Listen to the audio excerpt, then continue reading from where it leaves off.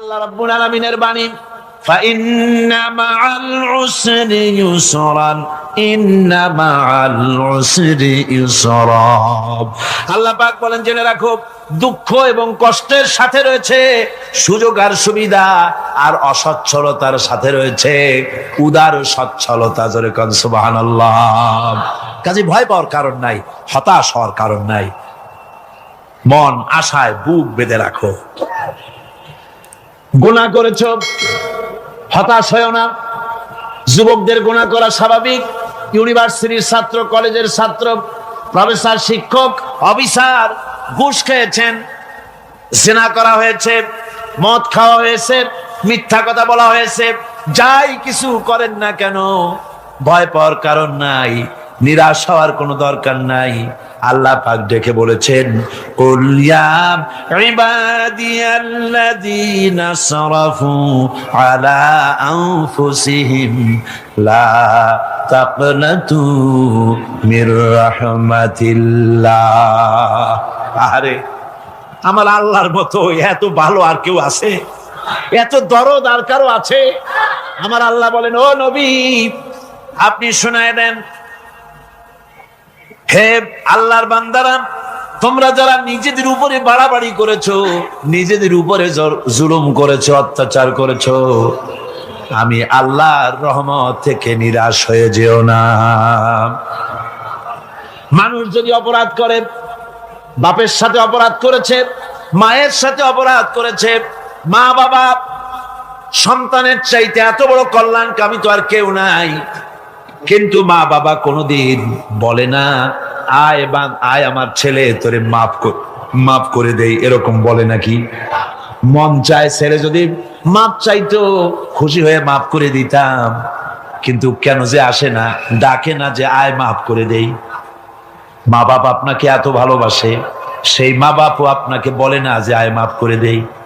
আমার আল্লাহ হচ্ছেন এমন আল্লাহ, আল্লাহ রাব্বুল আলামিন ডাকেন, এ বান্দা, খুন করেছিস ফিরে আয়, জিনা করেছিস ফিরে আয়, হত্যা করেছিস ফিরে আয়, চুরি করেছিস ফিরে আয়, কুফরি করেছিস ফিরে আয়, সুদ খেয়েছিস, ঘুষ খেয়েছিস, মদ খেয়েছিস ফিরে আয়।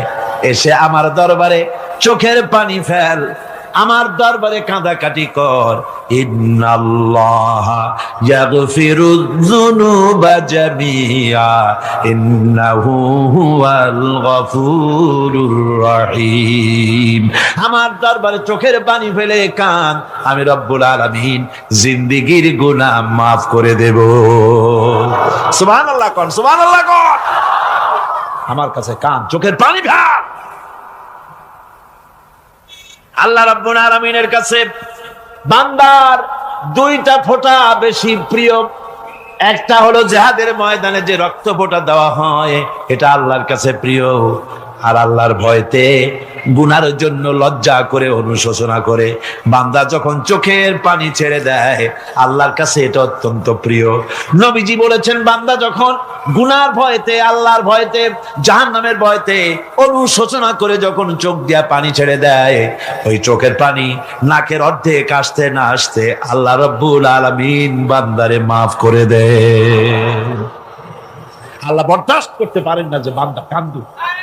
আমার ভাইরা, আল্লাহর রহমত এই পৃথিবীতে, আল্লাহর রহমতকে 100 ভাগ করা হয়েছে। আল্লাহর রহমতের কত ভাগ?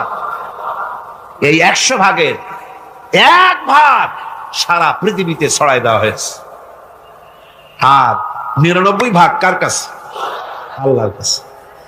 একটা ভাগ দুনিয়া ছড়ানো হয়েছে আদম আলাইহিস সালাম থেকে নিয়ে এই পর্যন্ত, এখান থেকে নিয়ে কিয়ামত পর্যন্ত পৃথিবীতে যত মানুষ আসবে, যত প্রাণী আসবে, তাদের মধ্যে প্রাণী জগতেও গাবি তার বাছুরকে ভালোবাসে, ঠিক কিনা? হাতি তার বাচ্চাকে ভালোবাসে, ঠিক কিনা? মুরগি তার বাচ্চাকে ভালোবাসে কিনা? প্রত্যেক মাই তার সন্তানকে ভালোবাসে মানুষের মতো। এই ভালোবাসা, স্নেহ, এই মমতা, এই করুণা, এই মহব্বত একটা ভাগ দুনিয়ায় দেওয়ার পর আপনি আর আমি যতটুকুন ভাগে পেয়েছি সেই মহব্বতে, স্ত্রীর মহব্বতে অস্থির, মায়ের মহব্বতে অস্থির, সন্তানের মহব্বতে অস্থির। এখন চিন্তা করেন, একটা ভাগ সারা পৃথিবীতে বিতরণ করার পর যেটুক পেয়েছি তাতে যদি এত মহব্বত হয়, তাহলে এর 99 ভাগ মহব্বত যে আল্লাহর কাছে জমা আছে, এই বান্দার জন্য তার কত মহব্বত, এই বান্দার জন্য কত করুণা তার, কত মহব্বত তার, কত দয়া তার। এজন্য আল্লাহ রাব্বুল আলামিন বলেছেন, নাব্বি ইবাদি আন্নী আনাল গফুরুর রহিম। ও আমার নবী, সুসংবাদ দিয়ে দাও, বান্দাদেরকে শোনায় দাও যে আমি আল্লাহ তাআলা ক্ষমাশীল আর দয়াবান। হুজুর কাঁদতেছিলেন, হযরত ওমর রাদিয়াল্লাহু তাআলা আনহু এসে দেখেন হুজুর একা কাঁদতেছে। হুজুর জিজ্ঞেস করছেন, হযরত ওমর জিজ্ঞেস করলেন, হুজুর আপনি কাঁদেন কেন একা একা? হযরত ওমর বলেন, আমি যখন প্রশ্ন করলাম নবীজি বললেন, আমার কাছে কিছু আগে জিবরাইল এসেছিলেন, জিবরাইল এসে আমাকে বললেন আল্লাহ পাক বলেছেন, হে আমার নবী, ইসলামের ভিতরে থেকে যে সমস্ত মানুষগুলো ইসলামের ভিতরে থেকে চুল আর দাড়ি পাকায় দিছে, কিয়ামতের দিন এই লোকগুলারে আমি শাস্তি দিতে আমার শরম হবে। হযরত ওমর বলেন, হুজুর উম্মতের জন্য কত বড় খোঁজ খবর এটা, আর আপনি কাঁদতেছেন। হুজুর বলেন, ওমর তুমি জানো না আমার কান্নার কারণ ভিন্ন।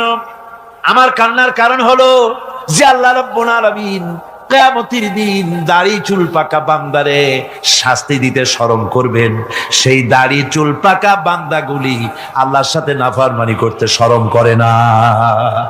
আমি এই লজ্জায় কাঁদতেছি। ভাইরা, হুজুর আল্লাহ পাক বলেন, ও আমার নবী, রাতের আধারে যখন একটা বুড়া আমার দরবারে হাত উঁচু করে, একটা বুড়া মানুষ রাতের আধারে যখন আমার দরবারে হাত উঁচু করে আর যখন বলতে থাকে, রব্বুল আলামিন আমার পেছনের জীবনটা বড় খারাপ করেছি, এমন কোন কাজ জীবনে করি নাই যা তোমার কাছে কিছু দাবি করতে পারি, সব রকমের নাফরমানি করেছি, আজ আমি বুড়া হয়ে গেছি, কামাই করতে পারি না, ছেলে আমাকে চোখে দেখতে পারে না, পুত্রবধূ আমাকে ঘরে জায়গা দেয় না, আমার স্ত্রী আমাকে দেখতে পারে না, রোজগার করতে পারি না, হাঁটতে পারি না, চলতে পারি না, সবার কাছে আমি তিতা হয়ে গেছি, আমি দাঁড়াতে পারি না, কোমরে ব্যথা পাই, হাঁটুতে ব্যথা পাই, চলতে পারি না, কানে শুনতে পাই না, চোখে দেখতে পারি না, আর তোমার কাছে কিছু চাইয়া নেব এমন ভালো কাজও করি নাই। এইভাবে যখন বান্দা কাঁদতে থাকে আমার দরবারে, ও আমার হাবিব আমার রহমতের দরিয়ায় জোশ মেরে যায়, আমার শরম হয় এই বুড়াটারে কেমনে খালি হাতে ফিরাইয়া দেই। সুবহানাল্লাহ, সুবহানাল্লাহ। আমার আল্লাহর এত দয়া, আমার আল্লাহর এত মায়া, এত মহব্বত। আমার আল্লাহ রাব্বুল আলামিন বলেন, ওয়াইযা সালাকা ইবাদি আন্নী ফাইন্নী করিব। আমার হাবিব, আমার বান্দা আমার ব্যাপারে প্রশ্ন করে, আমি বান্দার একদম নিকটে। কোরআন শরীফের ভিতরে যত জায়গায় রাসূলকে বলা হয়েছে সুয়ালের কথা, আপনাকে প্রশ্ন করা হয়, আল্লাহ তার জবাব কুল এই কথা বলে জবাব দিয়েছেন। যত জায়গায় সুয়াল এসেছে, যেমন কোরআনে কারীমের মধ্যে আল্লাহ পাক বলেন, ওয়ায়াসআলুনাকা আনিল মাহিদ, মেয়েদের হায়েজ সম্পর্কে জিজ্ঞাসা করা হয়, কুল হিয়া আযা, হে নবী আপনি বলুন। এভাবে করে কুল দিয়ে জবাব দেওয়া হচ্ছে। আবার প্রশ্ন করা হচ্ছে, ওয়ায়াসআলুনাকা আনিল আনফাল, এই গনিমতের মাল সম্পর্কে হুজুর আপনাকে, হে নবী আপনাকে প্রশ্ন করা হয়। আল্লাহ কুল দিয়া জবাব দিলেন, আল্লাহ বলেন আপনি বলেন। ওয়ায়াসআলুনাকা আনিল খামরি ওয়াল মাইসির, আল্লাহ পাক বলেন নবী আপনারে প্রশ্ন করা হয়, কুল ফীহিমা ইসমুন কাবীর, আল্লাহ কুল দিয়া বললেন তুমি বলো। আবার বলা হলো ওয়ায়াসআলুনাকা আনিল আহিল্লা, কুল হিয়া মাওয়াকিতু লিন্নাস। ও নবী, আপনাকে প্রশ্ন করা হয় চাঁদের ক্রমবর্ধমান এবং ক্রমহ্রাস, এই যে বাড়ে আর কমে, পূর্ণিমা হয় অমাবস্যা হয়, কেন হয়? আপনি বলুন। কুল, আপনি বলেন, এটা আমি অক্ত এবং সময়, বছর আর দিন গণনা করার জন্য পৃথিবীবাসীদের জন্য বিনা পয়সায় একটা ক্যালেন্ডার বানাইয়া আকাশে ঝুলাই রেখেছি। এভাবে যত জায়গায় এসেছে আপনাকে প্রশ্ন করা হয়, তত জায়গায় আল্লাহ জবাব দিয়েছেন কুল, আপনি বলেন। গোটা কোরআন শরীফের ভিতরে এই একটি মাত্র জায়গা যেখানে বলা হয়েছে আপনাকে প্রশ্ন করা হয়। আল্লাহ এখানে বলতে পারতেন কুল, আপনি বলেন, আল্লাহ তোমাদের নিকটবর্তী, এভাবে জবাব হয় না। এটা কায়দাটা হলো এই, আল্লাহ বলতেছেন ওয়াইজা সালাকা ইবাদি, ও আমার নবী, প্রশ্ন তো আমার বান্দারা আমার ব্যাপারে করেছে, এবার আপনার জবাবের কোনো দরকার নাই। প্রশ্ন আমার ব্যাপারে, আমি নিজে জবাব দিয়ে দেই, ফা ইন্নী কারীব। ও বান্দা, আমার ব্যাপারে প্রশ্ন করেছিস, জবাব আমি দেই, আমি তোর সবচাইতে বেশি নিকটে। সুবহানাল্লাহ। কত নিকটে? ওয়ানাহানু আকরাবু ইলাইহি মিন হাবলিল ওয়ারিদ। তোর যে রগ, এই শাহরগের চাইতেও আমি তোর বেশি কাছে। সুবহানাল্লাহ। আমারে ডাক, আমারে ডাক, কলিজা দিয়া ডাক, অন্তর দিয়ে ডাক। মনের থেকে মানুষ যদি ডাকে, মুখের ডাক আর মনের ডাক এক জিনিস নয়। দিল সে জুবাত নিকলতি হ্যায়, असर रखती है पर नहीं मगर ताकते परवाज रखती है। দিল থেকে যে কথা বেরোয় তা প্রভাব বিস্তার করে, ডানা নাই কিন্তু ওড়ার ক্ষমতা রাখে। মনের কথাই ভিন্ন।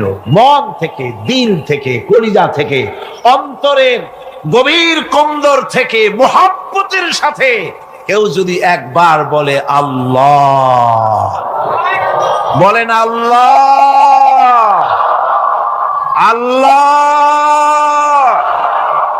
আল্লাহ। আল্লাহ রাব্বুল আলামিন বলেন, অন্তরের অন্তঃস্থল থেকে একটি বার যদি বান্দা বলেন আল্লাহ, আল্লাহ বলেন ৭০ বার সাড়া দিয়া জিজ্ঞেস করি, বান্দা কি চাও, আমি তোমার কাছে আসি। সুবহানাল্লাহ। আমি তোর একদম কাছে, কি চাস বল, বল আমার কাছে। এমন দয়াবান, এমন মেহেরবান, এমন আল্লাহ আমাদের। সে আল্লাহ রাব্বুল আলামিন তিনি বলছেন, وقال ربكم ادعوني استجب لكم। তোমাদের রব বলেছেন আমারে ডাকো, আমি আল্লাহ ডাকের সাড়া দিয়া দেব। সুবহানাল্লাহ। কারে ডাকতে হবে? কারে ডাকতে হবে? এই বিশাল জনসমুদ্র একদিকে চিল্লা, এখন কারে ডাকতে হবে? কোন পীর সাহেবকে নয়, আল্লাহর কসম কোন খাজা বাবাকে নয়, ডাকতে হবে কারে? চিল্লা এখন কারে? ওয়াকালা রাব্বুকুম উদউনি, তোমার রব তোমাকে বলতেছে আমারে ডাকো, আস্তাজিব লাকুম, আমারে ডাকবে আমি সাড়া দিয়ে দেব। সুবহানাল্লাহ। আল্লাহকে ডাকেন, কি চাই আপনার বলেন, কি চাই? আল্লাহর কাছে চান, আল্লাহ দিয়ে দিবে। দেওয়ার জায়গা আল্লাহর কাছে চাইবেন, আল্লাহ দিবেন। দেওয়ার জায়গা, চাওয়ার জায়গা হলো সেজদায় পড়ে যাবেন। আমার ভাইয়েরা, জায়গাটা চিনায় দিলাম। মাজারে যাওয়া লাগবে না, কবরে যাওয়া লাগবে না। 2 রাকাত নামাজ পড়ে সেজদায় পড়ে গিয়া যত বিপদ আছে, মুসিবত আছে, সেজদার মধ্যে চোখের পানি ছেড়ে দেন আর কেন্দে কেন্দে জীবনের কথা বলেন। আল্লাহ রাব্বুল আলামিন আপনার আওয়াজ শুনবেন আর দোয়া কবুল করে নিবেন। কাঁদতে হবে আল্লাহর কাছে। কার কাছে? আল্লাহর কাছে। সুম্মা ইস্তাগফিরুল্লাহ, আর এরপরে সে যদি আমি আল্লাহর কাছে ক্ষমা চাই, ইয়াজিদিল্লাহ গফুরার রহিমা, সে আমি আল্লাহকে গফুর এবং রহিম হিসাবে পাবে। সুবহানাল্লাহ। আল্লাহকে গফুর এবং রহিম হিসাবে পাওয়া যাবে। সব আল্লাহকে বলতে হবে, গুনাহ মাফ চাইতে হবে। এই জন্য হুজুর সাল্লাল্লাহু আলাইহি ওয়াসাল্লাম দৈনিক 100 বার তওবা করতেন। কোন হাদিসে আছে 70 বার, কোন হাদিসে আছে 100 বার। তওবা পড়তেন। নামাজের পরে তো প্রত্যেক নামাজই পড়তেন হুজুর, সালাম ফিরাতেন আর সাথে সাথে বলতেন আল্লাহু আকবার, আস্তাগফিরুল্লাহ, আস্তাগফিরুল্লাহ, আস্তাগফিরুল্লাহ। মনে থাকবে আপনাদের? মনে থাকবে? সালাম ফিরাইয়া কি বলবেন? না, সালাম ফিরাবার সাথে সাথে বলবেন আল্লাহু আকবার, তারপরে পড়বেন আস্তাগফিরুল্লাহ, আস্তাগফিরুল্লাহ, আস্তাগফিরুল্লাহ। তওবা করবেন, আল্লাহর কাছে সবসময় গুনাহ মাফ চাইতে থাকবেন, বিনীত থাকবেন। আল্লাহকে পাওয়া যাবে, তাকে রহিম হিসেবে পাওয়া যাবে। সুতরাং ঈমান বিল্লাহ, আল্লাহর প্রতি ঈমান আনলে পরে চতুর্থ নম্বরের যে উপকারটা হবে সেটা হলো হতাশায় ভুগবে না, নিরাশায় ভুগবে না, আশায় বুক বেঁধে উঠবে, ঈমান মজবুত হবে, আল্লাহর কাছে মানুষ বিনয়ী হয়ে যাবে। এবার পঞ্চম নম্বরের উপকার আমি বলছিলাম, ঈমান বিল্লাহ, আল্লাহর প্রতি ঈমান আনলে পরে অসংখ্য উপকার হয়, অসংখ্য বৈশিষ্ট্য আছে। এর 6টা উপকারের কথা আমি বলবো। কয়টা? অসংখ্য উপকারের ভিতরে প্রধান 6টি উপকারের কথা বলবো। এর বললাম কয়টা? 4টে বলেছি। এবার বলো পঞ্চম উপকারের কথা। আল্লাহর প্রতি আপনি পূর্ব পশ্চিমে কতবার মুখ ঘোরালেন, এটাই কিন্তু আপনার আসল সৎ কাজ নয়। আসল সৎ কাজ হলো আল্লাহর প্রতি ঈমান আনা। এই ঈমানের ব্যাপারে 3টা দিন আমরা পার করে দিলাম, এখনো কথা শেষ হয় নাই। আল্লাহর প্রতি ঈমান আনলে পরে যে উপকারটা হবে পঞ্চম নম্বরে, সেটা হলো কঠোর এবং কঠিন বিপদের ভিতরে বান্দার ভিতরে অবিচলতা এবং ধৈর্যের সৃষ্টি হয়ে যাবে। আলহামদুলিল্লাহ। কঠিন বিপদ মুসিবত আসলে পরে সে অবিচল থাকবে। সারা দুনিয়ার বিপদ আপদ, শত্রুতা, দুঃখ, কষ্ট, মুসিবত, জুলুম, নির্যাতন সবকিছু পাহাড়ের মতো উঁচু হয়ে তাকে ঘিরে ফেলবে, কিন্তু তাকে এক চুলও নাড়াতে পারবে না। আলহামদুলিল্লাহ। সারা পৃথিবী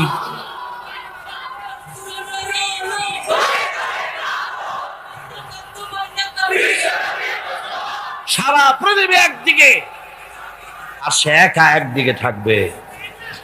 বিরোধিতা তো হবেই, বিপদ তো আসবেই। কবি বলতেছেন, সাথে জাকা রহা হ্যায় अज़ल से ता इमरोज, सतेजा का रहा है अज़ल से ता इमरोज, चरागे मुस्तफावी से शरारे बुलहबीस। সে আবহমান কাল থেকে শুরু করে মুস্তাফা সাল্লাল্লাহু আলাইহি ওয়াসাল্লামের দীপ শিখার সাথে আবু জাহেল, আবু লাহাবের অগ্নিস্ফুলিঙ্গের টক্কর লেগেই আছে।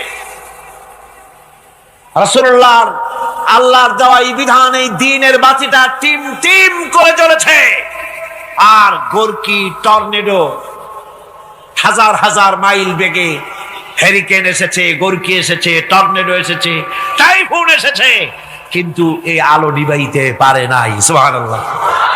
এই আলো নিবাতে পারে নাই। এই শত্রুতা চিরকালের, নিবাতে পারবে না। কারণ হচ্ছে আল্লাহ রাব্বুল আলামিন বলেছেন, ইউরিদুনা লিইউতফিউ নূরাল্লাহি বিআফওয়াহিহিম ওয়াল্লাহু মুতিম্মু নূরিহি ওয়ালাউ কারিহাল কাফিরুন।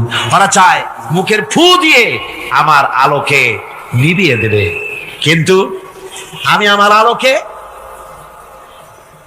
পূর্ণতা দান করব, তাতে কাফের বেঈমানদের কলজায় যত জ্বালা যন্ত্রণা হোক আমার দ্বীন কেউ মিটাই দিতে পারবে না। কোন সুবহানাল্লাহ। সুতরাং বিপদে অবিচলতা আসবে, সে অটল হবে, মজবুত হবে। কোরআনে কারীম বলতেছে, ওয়া কাযালিকা জাআলনা লিকুল্লি নাবিয়্যিন আদুওয়াম মিনাল মুজরিমিন। এই পৃথিবীতে এমনি করে আমি সকল নবীদের শত্রু বানিয়েছি, সব পাপিষ্ঠ অপরাধীদেরকে। নবীদের সাথে বিরোধিতা করেছে কারা? পাপিষ্ঠরা, অপরাধীরা। আজও খুঁজে দেখেন, আজও ইসলামী আন্দোলনের বিরোধিতা যারা করে সবগুলি কি পাপিষ্ঠ? সত্য কি না কর? ইসলামী আন্দোলনের বিরোধিতা যারা করে হিসাব করে, চোখ দিয়ে তাকায় দেখেন, খুঁজে দেখেন তাদের নামগুলি। মদখোর, জেনাকার, বদমাশ, চোর, হাইজাকার, বেনামাজি, লুটেরা, মিথ্যাবাদী, সবচাইতে সমাজের নিকৃষ্ট লোকগুলি ইসলামের বিরুদ্ধে।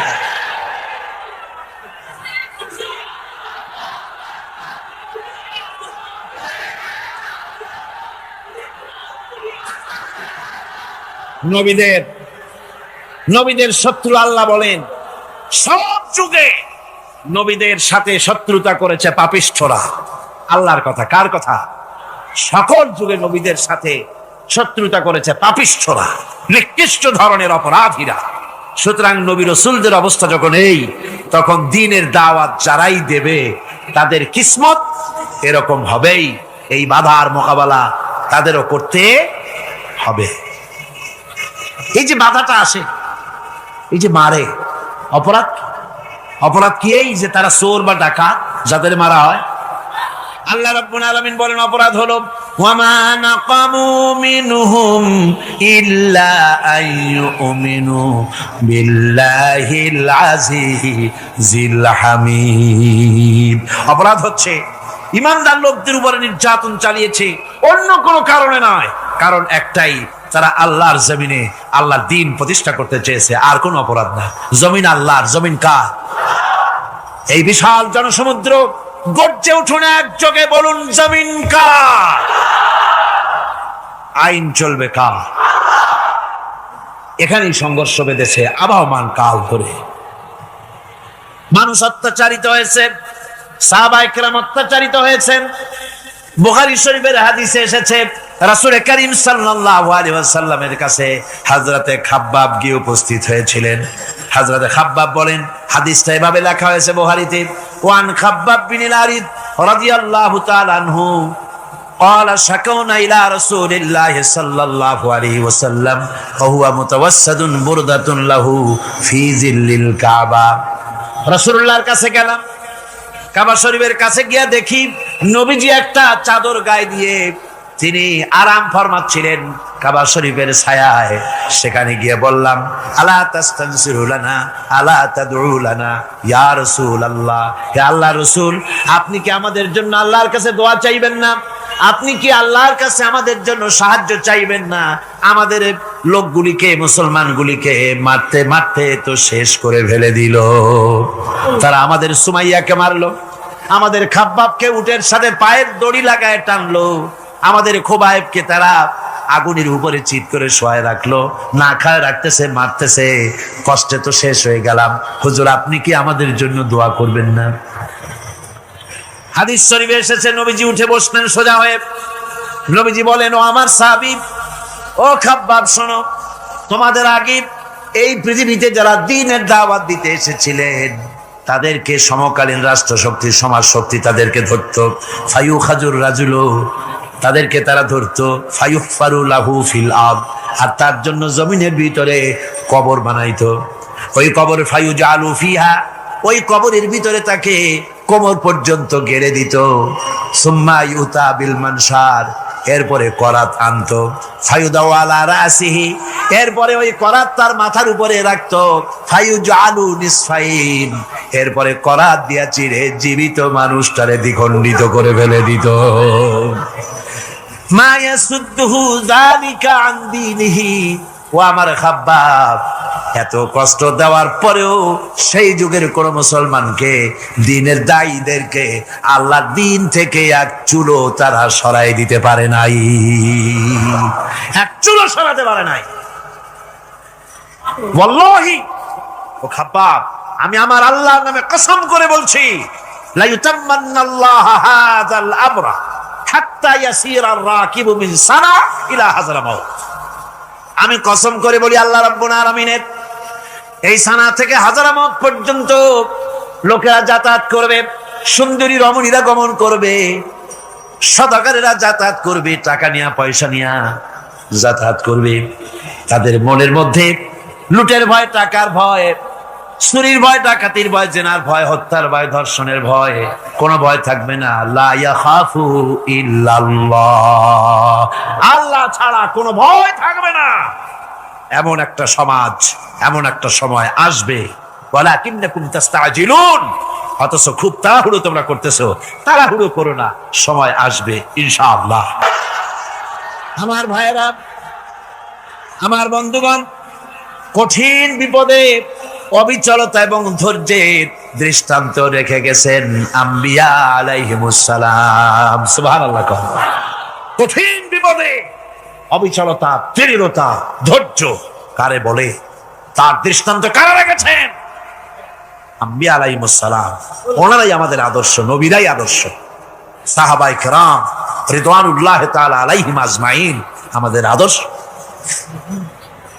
ভাইরা আমার, মুসা আলাইহিস সালামকে ফেরাউন যখন ঘিরে ফেলে দিল, কোরআনের সব কথা গল্প গুজবার ইতিহাসের জন্য লেখা হয় নাই। কোরআনের মধ্যে যা লেখা হয়েছে সব বান্দাদের উপদেশের জন্য, যাতে করে লোকেরা চিরটা কাল এর থেকে উপদেশ নিয়ে নিজেদের তৈরি করতে পারে। জোরে বলেন সুবহানাল্লাহ। মুসা আলাইহিস সালামের কথা আল্লাহ বলেন, ফেরাউন তাকে ঘিরে ফেলে দিল, পালাবার রাস্তা নাই। ফালাম্মা تراءى الجمعان قال أصحاب موسى إنا لمدركون। মুসা আলাইহিস সালামের উম্মতেরা বললেন, হে মুসা, পাকড়াও হয়ে গেছি, পালাবার রাস্তা নাই। তিন দিক থেকে আমাদেরকে ঘেরাও করেছে ফেরাউনের শক্তি। সামনে কি? দরিয়া, আর তিন দিকে কি? ঘেরাও আন্দোলন। পালাবার পথ নেই, পালাবার পথ নাই। সারাশি আক্রমণ, ঘেরাও আন্দোলন। এই যে ঘেরাও টেরাও তো আজকে নতুন না, এই ঘেরাও আসছে অনেক আগের থেকে। আসলে কথা বুঝতে পেরেছি। মাইক না থাকলে আমি কি করবো কোন? আজকে এরকম হচ্ছে কেন? আগামীকাল ঠিক হবে ইনশাআল্লাহ, রাগ করেন না। গান হচ্ছে, বসেন বসেন। শয়তান ঢুকছে মাইকের মধ্যে।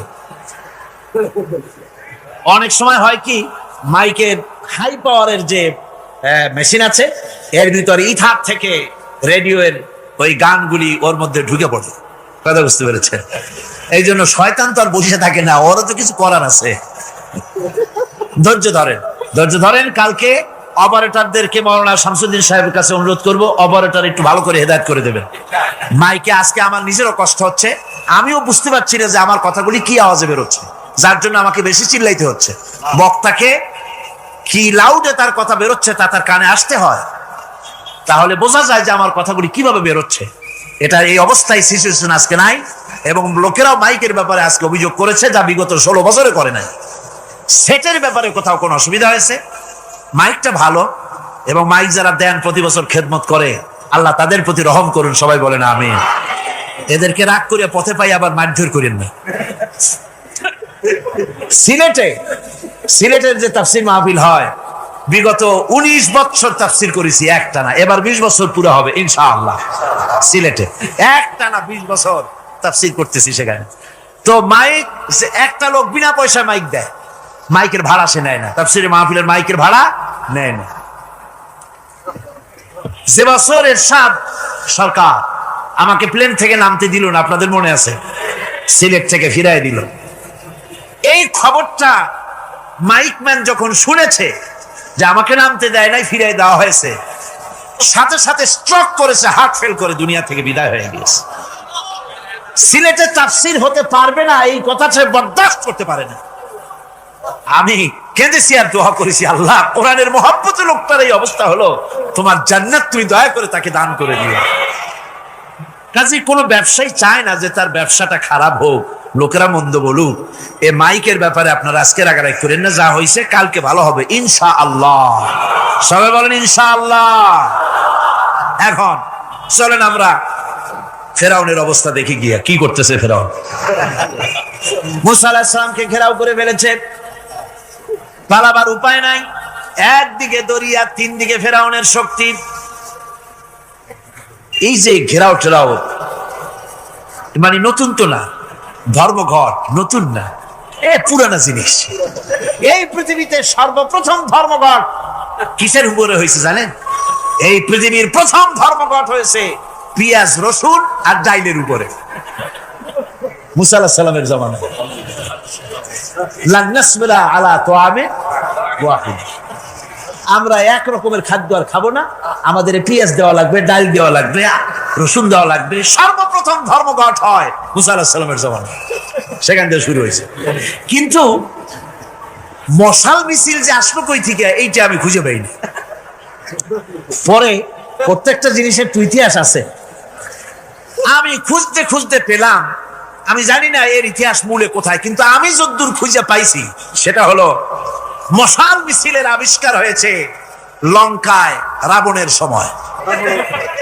হনুমানের লেজে আগুন দিয়া তারপরে লঙ্কা কাণ্ড ঘষালো, নামই আছে লঙ্কা কাণ্ড। হনুমানেরা লেজে আগুন দিয়ে রাবণ যে লঙ্কায় মশাল মিছিল করেছিল হনুমানদের দিয়া, ওই হনুমানের ওই সিস্টেমটা এখনো আমাদের দেশে চালু আছে। এইটা আসলে কোন ভদ্রলোকের এই মিছিল হওয়া উচিত না। আগুন নিয়ে কিসের মিছিল? আগুন হলো জাহান্নামের প্রতীক। আগুন কিসের প্রতীক? জাহান্নামের প্রতীক। যদিও আমাদের উপকারে লাগে, কাজে লাগে। সুতরাং আমরা যা করব, প্রত্যেকটা জিনিসের পেছনে সুন্নতে নববীর কোন না কিছু থাকতে হবে। কথা বুঝতে পেরেছেন? তিন দিক থেকে ঘেরাও হয়ে গেছে, পালাবার কোন রাস্তা।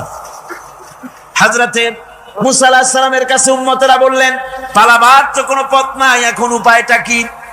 আমাদের তো আর উপায় নাই। মুসা আলাইহিস সালাম দেখেন বিপদে পড়ে গেছেন, কিন্তু ধৈর্য হারান নাই, ভয় পান নাই। ভয় পাইছিলেন? ভয় পেয়েছেন? প্রশ্নই ওঠে না। মুসা আলাইহিস সালাম, আল্লাহ পাক যাদেরকে বলেছেন উলুল আযম রাসূল, যাদের বলেছেন তার মধ্যে হযরত মুসা একজন উলুল আযম পয়গম্বর। চারটিখানি কথা না, আল্লাহ কথা বলছেন তার সাথে, কালিমুল্লাহ তিনি। সুবহানাল্লাহ।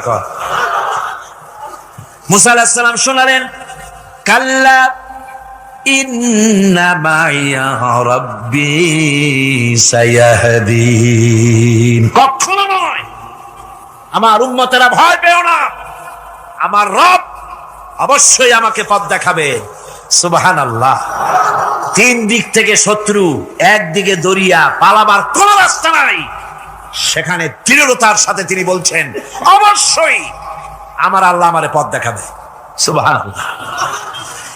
নবীরা এই দৃঢ়তা দেখিয়েছেন, অবিচলতা দেখাইছেন।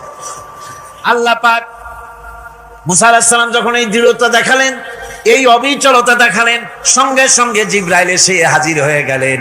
আল্লাহ পাক বলেন, ফাআওহাইনা ইলা মূসা আন আদরিব বিআসাকাল বাহরা ফানফালাকা ফাকানা কুল্লু ফিরকিন কাত্তাউদিল আযীম। মূসা আলাইহিস সালামকে আমি ওহী নাযিল করলাম, তাকে বললাম হাতে যে লাঠি আছে, এই লাঠি দিয়ে আঘাত করো দরিয়ার উপরে। দরিয়ার উপরে আঘাত করলেন, একটা রাস্তা হয় নাই, 12টা রাস্তা তৈরি হয়ে গেল। আর দেওয়ালগুলা পাহাড়ের মতো উঁচা হয়ে গেল। দরিয়ার ভিতরে পাহাড়ের মতো উঁচা, মজবুত 12টা রাস্তা। এবার মুসা আলাইহিস সালাম তার দলবল নিয়ে চললেন। আল্লাহ রাব্বুল আলামিন বলেন, ওয়া আনজাইনা মূসা ওয়া মান মাআহু আজমাইন।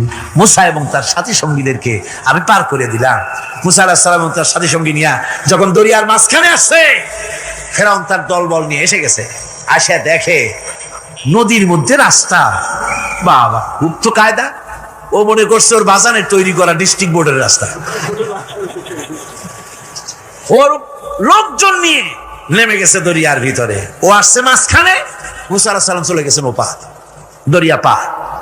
মাঝখানে যখন এসে গেল, আল্লাহ রাব্বুল আলামিন পানিকে অর্ডার করলেন কুন। আল্লাহ তো বটন টেপা লাগে না, মুখ দিয়া কোনো হুকুম করা লাগে না, শুধু বলেন কুন। যে ব্যাপারে কুন বলেন ফায়াকুন, সাথে সাথে হয়ে যায়। আল্লাহ বললেন কুন, আর অমনি রাস্তা বন্ধ হয়ে গেল। এবার তুফান শুরু হয়েছে নদীতে, ঢেউয়ের উপরে ঢেউ, মৌজুন কাল জিবাল, পাহাড়ের মতো উঁচু হয়ে হয়ে ঢেউ আসতেছে। দলবল ঘোড়া আর অস্ত্রপাতি যা ছিল সব মরিয়া শেষ। এবার ফেরাউন একা উপরে ওঠে আর নিচে নামে, পানি খেতে খেতে পেটের কাম সারা। জনমের খাওয়া খাইছে পানি, এখন জান যায়, বাঁচবার আর উপায় না, বাঁচবার আর উপায় নাই। ফেরাউন তার নিজের জীবন সম্পর্কে হতাশ হয়ে গেল। এবার ফেরাউন বলতেছে আমানতু আন্নাহু লা ইলাহা ইল্লাল্লাযী আমানাত বিহি বানু ইসরাঈল। আমি ঈমান আনলাম, আমি ঈমান আনলাম আল্লাহ ছাড়া কোন ইলাহা নাই। ওই আল্লাহর উপর ঈমান আনলাম যে আল্লাহর উপর ঈমান এনেছে বনি ইসরাঈলেরা। আল্লাহ যাতে ঠিক পায় যে কোন আল্লাহর উপর ঈমান আনছে।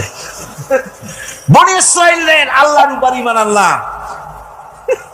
আল্লাহ এই তো মুসলমান হয়ে গেছি, এরপরও আমার সুবাও কেন?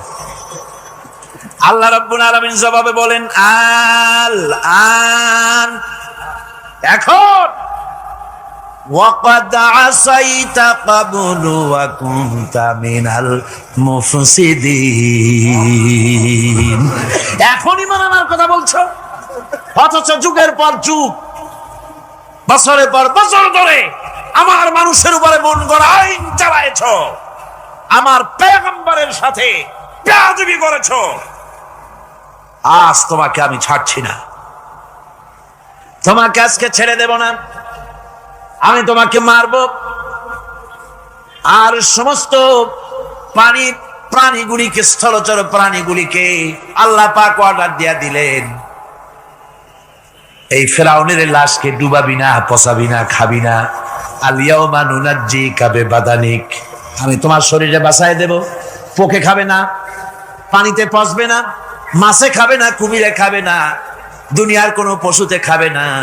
আমি তোরে শুটকি বানাইয়া রাখবো, যাতে করে দুনিয়ার সমস্ত ফেরাউন যত যুগে যুগে আসে তোরে দেখে যেন হেদায়েত নিতে পারে। ফেরাউনকে আল্লাহ শুটকি বানায় রাখছে। আমি ফেরাউনদের লাশ দেখেছি ব্রিটিশ মিউজিয়ামে। ফেরাউন তো একটা না, অনেকগুলা। আসলটারে অবশ্য দেখিনি। ব্রিটিশ মিউজিয়ামে ওই ফেরাউন গুলার লাশ যখন অসুবিধা হয়, মমিগুলি, তখন ইংল্যান্ডে নিয়ে যায় চিকিৎসা করাবার জন্য। চোখ টোক আছে গর্তের ভিতরে, তারপরে চামড়া টামড়া হাড়ের সাথে মিশানো, ওইভাবে চেহারা দেখলে মনে হয় যে সত্যি ফেরাউনি গুলো। আর ব্রিটিশের কাম মিশর থেকে নামছে এমন কোন জিনিস নাই। আমি সেইখানে এক বক্তৃতা বলছিলাম, আপনারা এদের এখন সভ্য, এদের এখন ভদ্র, এরা হলো ইন্টারন্যাশনাল সোর। ওরা সারা দুনিয়া চুরি করেছে। লন্ডনে বক্তৃতা করেছি, সারাটা দুনিয়া চুরি করছে, আমাদের দেশকে শোষণ করেছে। এই বিশাল ভূভাগকে শোষণ করে ইংল্যান্ডের দ্বীপটাকে তারা সাজাইছে। তারা ময়ূর সিংহাসনের, শাহজাহানের ময়ূর সিংহাসনের ময়ূরের বাম চোখে কোহিনূর মণি লাগাইছিলেন। শাহজাহান ময়ূরের ডান চোখে কোহিনূর মণি লাগায় নাই। কোহিনূর মণির অনেক দাম, আমি দেখে এসেছি মণি। এখন সেটা কুইন এলিজাবেথের মুকুটের শোভা পাচ্ছে। সেই মণি এমনি বলে প্রবাদে 7 রাজার ধন এক মাণিক্য, বলেন এরকম অনেক দাম। শাহজাহান দেখালেন, আমি মুসলমান, আমার কাছে এটার দাম নাই, এই জন্য ময়ূরের ডান চোখে লাগালাম না, বাম চোখে লাগাই দিলাম। এইটারে চুরি করছে। তারপরে মিশর থেকে, মিশরের মমি চুরি করেছে, জুতা চুরি করছে, ছাতি চুরি করছে, পিসা চুরি করেছে। আমি বললাম এগুলা কি ভদ্রলোক নাকি? এরা জুতা চোর, পিসা চোর, লাঠি চোর, সব চুরি করছে। যাই দেখেন ব্রিটিশ মিউজিয়ামের মধ্যে সব দুনিয়ার চুরি করা জিনিস নিয়ে তারা মানুষকে দেখাইয়া পয়সা উপার্জন করছে। টিপু সুলতানের তরবারিটা পর্যন্ত চুরি করেছে। আজ পর্যন্ত ব্রিটিশ মিউজিয়ামে টিপু সুলতানের তরবারিটা আছে, আমি তরবারিটা দেখে এসেছি। আমার বন্ধুগণ, বলতেছিলাম যে পৃথিবীতে আল্লাহ রাব্বুল আলামিন নবীরা তাদের চরিত্র দিয়ে বিপদের মোকাবেলা করে, দুনিয়ার সামনে কঠিন বিপদের মোকাবেলা করে অবিচলতা, দৃঢ়তা দেখায় গেছেন যে কেমন করে এই পৃথিবীতে বিপদের সামনে মোকাবেলা করতে হয়। ধৈর্য ধরতে হবে। বিপদ আসবে পাহাড় সমান হয়ে, আপনাকে ধৈর্য ধারণ করতে হবে সেভাবে বুক বেঁধে। যেহেতু এটা যদি বিশ্বাস হয় যে আমার কিসমতে যা আছে তার থেকে বেশি কিছু হবে না, তাহলেই আপনার ধৈর্য আসবে, ভয় পাবেন না। কথা ঠিক কিনা কন? এবারে হযরত হুদ আলাইহিস সালাম সম্পর্কে আল্লাহ রাব্বুল আলামিন বলেন হযরতে হুদকে যখন ষড়যন্ত্র হলো, কাফির বেঈমানেরা তাকে মেরে ফেলার জন্য যখন সরকারি ষড়যন্ত্রে লিপ্ত হয়ে গেল, হযরতে হুদ সমাজের এই চ্যালেঞ্জের মোকাবেলা করলেন। হযরত হুদ বলেন, ফাকিদুনি জামিআন সুম্মা লা তুনজিরুন ইন্নী তাওয়াক্কালতু আলাল্লাহি রাব্বি ওয়া রাব্বিকুম। তোমরা তোমাদের ষড়যন্ত্র আমার বিরুদ্ধে যত পারো আমার বিরুদ্ধে ষড়যন্ত্র চালাও, এতটুকুন আমার অবকাশ দিও না। আমি এমন আল্লাহর উপরে ভরসা করেছি যার হাতের ভিতরে তোমাদেরও জান আর আমারও জান। যা পারো তাই করো। সরকার সমস্ত শক্তি একত্রিত হয়ে আমার মোকাবেলা করো। একদিকে হুদ আলাইহিস সালাম, আর একদিকে গোটা জাতি। হযরত হুদ ভয় পায় নাই। সুবহানাল্লাহ। কোন ঈমান বিল্লাহ মানুষের কলিজাকে এভাবে শক্ত করে দেয়। কোন আলহামদুলিল্লাহ। এবারে এই বিপদের, কঠিন বিপদের মোকাবেলা করে আমার রাসূল যে প্রমাণ দিয়া গেলেন, আমার রাসূল যে কঠিন বিপদের মোকাবেলা করলেন, ভাইরা আমার, হিজরতের রাতে সওর পাহাড়ের ভিতরে যখন তিনি আশ্রয় নিলেন, হযরতে আবু বকরের সাথে ছিলেন। হযরতে আবু বকর রাদিয়াল্লাহু তাআলা আনহু বলেন, হুজুর আপনি দাঁড়ান, এটা তো পাহাড়িয়া গুহা, গুহার ভিতরে সাপ থাকতে পারে, বিচ্ছু থাকতে পারে, আমি আগে ঢুকি, বিপদ যদি হয় আমার উপর থেকে হয়ে যাক। গুহার ভিতরে নেমে গুহা সাফ করলেন। এরপরে হুজুরকে ডাকলেন, হুজুর তাশরীফ নিলেন গুহার ভিতরে। এরপরে হুজুর বললেন, আবু বকর, পাহাড়ে হেঁটে হেঁটে 2-3টা পাহাড় পাড়ি দিয়া যাওয়া লাগে সূর পাহাড়ে। মদিনার সোজা রাস্তা হুজুর ধরেন নাই, মেসফালার পথ দিয়া, জাবালে কেদোয়ার উপর দিয়া 3টা পাহাড় পাড়ি দিয়া তারপরে হুজুর গেলেন সূর পাহাড়ে। গুহার ভিতরে হুজুর তাশরীফ নিলেন। বললেন, আবু বকর তুমি বসো, তোমার উরুর উপরে মাথা রেখে আমি একটু আরাম করি। হযরতে আবু বকর বসলেন, হুজুর তার উরুর উপরে মাথা রেখে ঘুমায় গেলেন। আর এরপরে কাফির বেঈমানেরা তালাশ করতে করতে কাফেরেরা এসে গেল পায়ের চিহ্ন দেখে দেখে গর্তের কাছে। হযরত আবু বকর ভয়তে কেঁদে ফেললেন, আহারে আর তো উপায় নাই,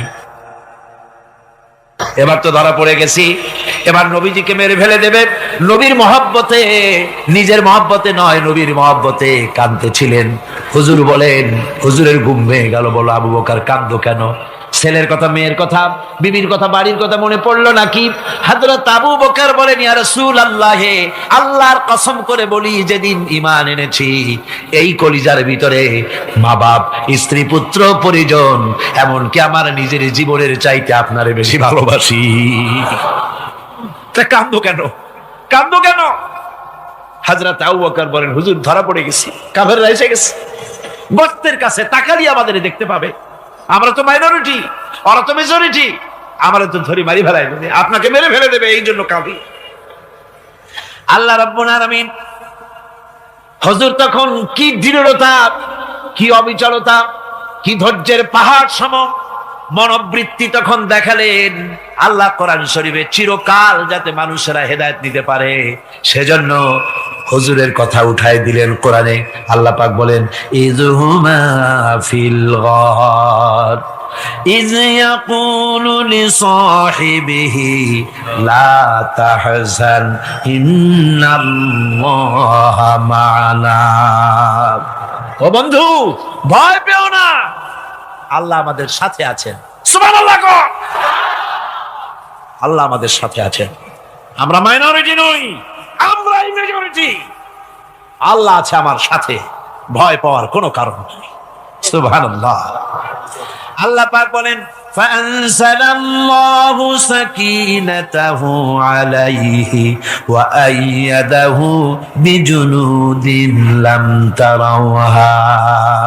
আমি এদের অন্তরের ভিতরে আমি শান্তি নাজিল করে দিলাম, প্রশান্তি দিয়া দিলাম, আর আমি সাহায্য করলাম, আর এমন সব সৈন্য পাঠায় দিলাম যে সৈন্যগুলি তোমরা দেখতে পাও নাই। সুবহানাল্লাহ ওয়া বিহামদিহি। ভাইরা আমার, রাসূল করিম সাল্লাল্লাহু আলাইহি সাল্লাম এই বিপদের মাঝে, চরম বিপদের মাঝে অবিচলতা, দৃঢ়তা, কঠিন আত্মনির্ভরতা দেখিয়েছেন। এগুলি হলো ঈমানের পঞ্চম নম্বরের উপকারিতা, আল্লাহর প্রতি ঈমান আনলে এভাবে পাহাড় সম ঈমান মজবুত হয়ে যায়। জেলের পরোয়া করি না, ফাঁসির পরোয়া করি না, শহীদ হওয়ার পরোয়া করি না, মেরে ফেলে দেবে, উড়ায় দেবে, হত্যা করবে, পরোয়া করি না। পরোয়া করি কেবলমাত্র কাকে? জেলে বলেন কারে? এইরকম মুসলমান হাজার হাজার লাখ লাখ দরকার নাই, 313 জন যথেষ্ট। কয়জন যথেষ্ট? 313 জন যথেষ্ট। বদরে যারা জান দিয়ে মাল দিয়ে দিনকে প্রতিষ্ঠিত করেছিলেন, এরকম 313 জনই যথেষ্ট ছিল। এই দৃঢ়তা, এই অবিচলতা, এই ঈমান, এই ধৈর্য শিক্ষা দেয়, এই উপকার করে ঈমান বিল্লাহ। আল্লাহর প্রতি ঈমান আনলে এভাবে পাহাড়ের মতো শক্ত হয়ে যায় কলিজা। কোন আলহামদুলিল্লাহ। আমার বন্ধুগণ, এবার আমি বলবো সর্বশেষ উপকারের কথাটা বলি, মোনাজাত ছেড়ে দেব। কয়টার কথা বলছিলাম? উপকার 6টা উপকারের কথা বলেছি। অনেকগুলি বৈশিষ্ট্য, অনেকগুলি উপকারের মধ্যে আল্লাহর প্রতি ঈমানের 6টা উপকারের কথা 5টা বলা হয়ে গেছে। এবার 6ষ্ঠ নম্বর এবং শেষ নম্বর, এটা হচ্ছে আল্লাহর প্রতি ঈমান আনলে পরে তার দ্বারা সবচাইতে বেশি ফায়দা পায় সমাজ এবং রাষ্ট্র। কোন আলহামদুলিল্লাহ, কোন আলহামদুলিল্লাহ।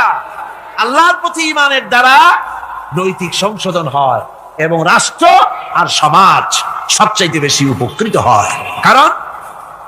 কারণ হলো ঈমানদার ব্যক্তি আল্লাহর প্রতি যে ঈমান এনেছে, তার মনের মধ্যে ধারণা এটা হয়, আমার কোনো কাজ তো গোপন থাকে না।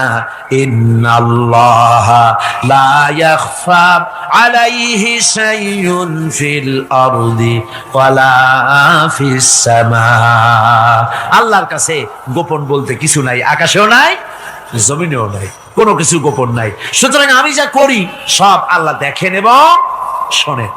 এমনকি মানুষ যে কল্পনা করে, সে কল্পনাও আল্লাহ টের পায় না, নাকি? টের পায় কিনা?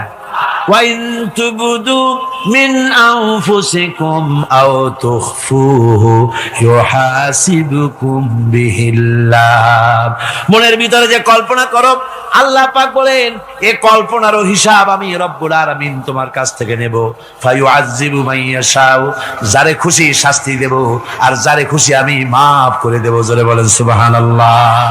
ফায়াগফিরু লিমান ইয়াশা ওয়া ইউআযযিবু মান ইয়াশা, যারে খুশি মাফ করব, যারে খুশি শাস্তি দেব, কল্পনারও হিসাব নেব। এই কথা মুমিনের যদি জানা থাকে, তাহলে আর তার কোনো চিন্তা থাকে না, তার নৈতিক চরিত্র ভালো হয়ে যায়। কোন সুবহানাল্লাহ। আমার বন্ধুগণ, ঈমানদার লোক, আল্লাহর প্রতি ঈমান আসলে পরে সমাজ উপকৃত হয়, রাষ্ট্র উপকৃত হয়ে যায়। যেহেতু বান্দা জানে আমি দায়িত্বহীন কোনো কথা বলতে পারবো না, দায়িত্বহীন কোনো কাজ করতে পারবো না। আল্লাহ পাক বলেছেন, মা ইয়ালফিযু মিন কাউলিন ইল্লা লাদাইহি রাকীবুন আতীদ। বান্দা এমন কোনো কথা বলে না যে কথা আমার ফেরেশতারা রেকর্ড করে না রাখে। কাজী মুমিন ব্যক্তি আল্লাহর ভয়তে দায়িত্বহীন কথা বলবে না। নির্বাচন আসতে পরে রাস্তা সোনা দিয়ে বান্দায় দেব, এই করব সেই করব, না খাইয়া কেউ মরবেন না। আসে না নির্বাচনের সময় সেরাগালি বদনারা মঞ্চে দাঁড়িয়ে কত বড় বক্তৃতা করে, ভাইয়ের আমার, বোনের আমার, এবার আমার বোতল মার্কা বাক্স, আপনারা আমাকে ভোট দিয়ে দেশ এবং জাতির আরেকবার 12:30 বাজাইবার সুযোগ দিন। এবার ক্ষমতায় গেলে কেউ না খাইয়া মরবেন না, কিন্তু কি খাইয়া মরবে তাও বলেন। এর মারফতি অর্থ হচ্ছে এই, ওরা যদি ক্ষমতায় যেতে পারে তাহলে বিষ খাইয়া হোক, গুলি খাইয়া হোক, কিছু না কিছু খেয়ে মরতে হবে। একেবারে খালি পেটে মরলে গ্যাস্ট্রিক হওয়ার সম্ভাবনা আছে। ঈমান বিল্লাহ যদি না থাকে, আল্লাহর ভয় যদি না থাকে, তাহলে দায়িত্বহীন কথা বলে। আর আল্লাহর ভয় যদি থাকে, তাহলে নৈতিকতার সংশোধন হয়ে যায়, দায়িত্বপূর্ণ কথা বলে, মানুষকে ফাঁকি দেয় না। আমার বন্ধুগণ, আল্লাহ রাব্বুল আলামিন তার বান্দা যারা আল্লাহকে ভয় করে, সে ভয় করা বান্দাগুলির মনের মধ্যেই চিন্তা এসে যায়, আমি যেখানে থাকি না কেন আল্লাহ আমাকে দেখতেছেন, শুনতেছেন। রাতে হোক দিনে হোক, যেখানে আছি আল্লাহ আমারে দেখতেছেন।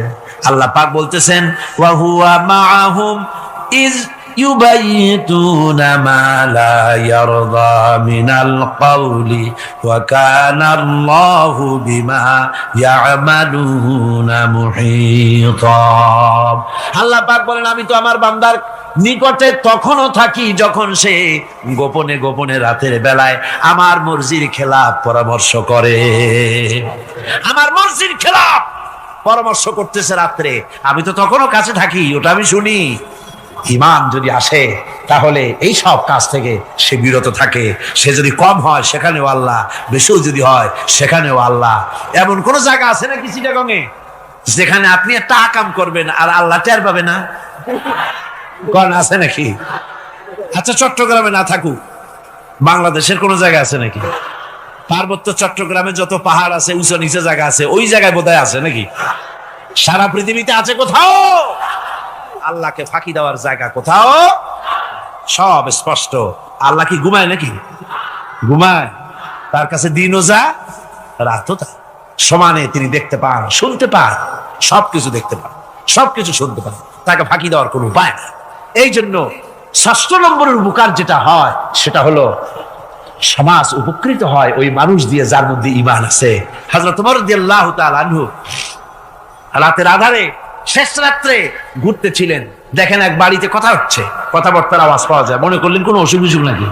ঘরে গিয়ে কান পাচ্ছেন দেওয়ালের সাথে, শুনতে পাচ্ছেন ভিতরে বুড়ি মা তার মেয়েকে বলছে এই মেয়ে ওঠ, উটের দুধ দোয়াই নিয়ে আসছি, এর মধ্যে পানি মিশা, তারপর সকালে বাজারে নিয়ে যা। মেয়ে বলছে মা এই কামটা আমি পারবো না। কেন পারবি না? হযরত ওমর ফরমান জারি করেছেন, দুধে পানি মিশাতে নিষেধ করেছে, কাজে এই কাজটা আমি পারবো না। আরে বেটি, আমিরুল মুমিনিন দেখ এখন কোথায় যায়, ঘুমায় আছে, সে কি দেখতেছে নাকি যে পানি মিশাই না কি মিশাই? মেয়ে বলতেছে মা আমিরুল মুমিনিনকে ফাঁকি দেওয়া যেতে পারে, তার পুলিশ বাহিনীকে ফাঁকি দেওয়া যেতে পারে, কিন্তু আল্লাহ রাব্বুল আলামিনের চোখকে ফাঁকি দেওয়া যাবে না।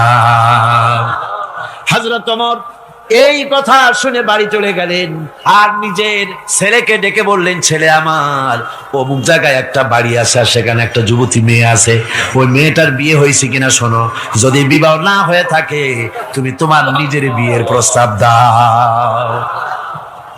আমিরুল মুমিনিন এই মেয়েটা সুন্দরী কেমন, স্বাস্থ্য কেমন কিছুই দেখলেন না, দেখলেন তাকওয়া। কি দেখলেন? আল্লাহর ভয়।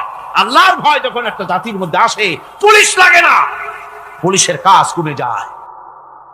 60,000 সৈন্য তাদের অশ্ব নিয়ে, তাদের উষ্ট্র নিয়ে, তাদের মালপত্র নিয়ে, জাহাজের সামান নিয়ে শ্রাবণের খরস্রোতা নদী, উত্তাল তরঙ্গমালায় ভরা নদীর উপর থেকে এই সাহাবীরা পাড়ি দিয়ে ওপার চলে গেলেন। ওপার যাওয়ার পরে হযরতে সাদ বলছেন তোমাদের কেউ কি হারায় গেছে নাকি?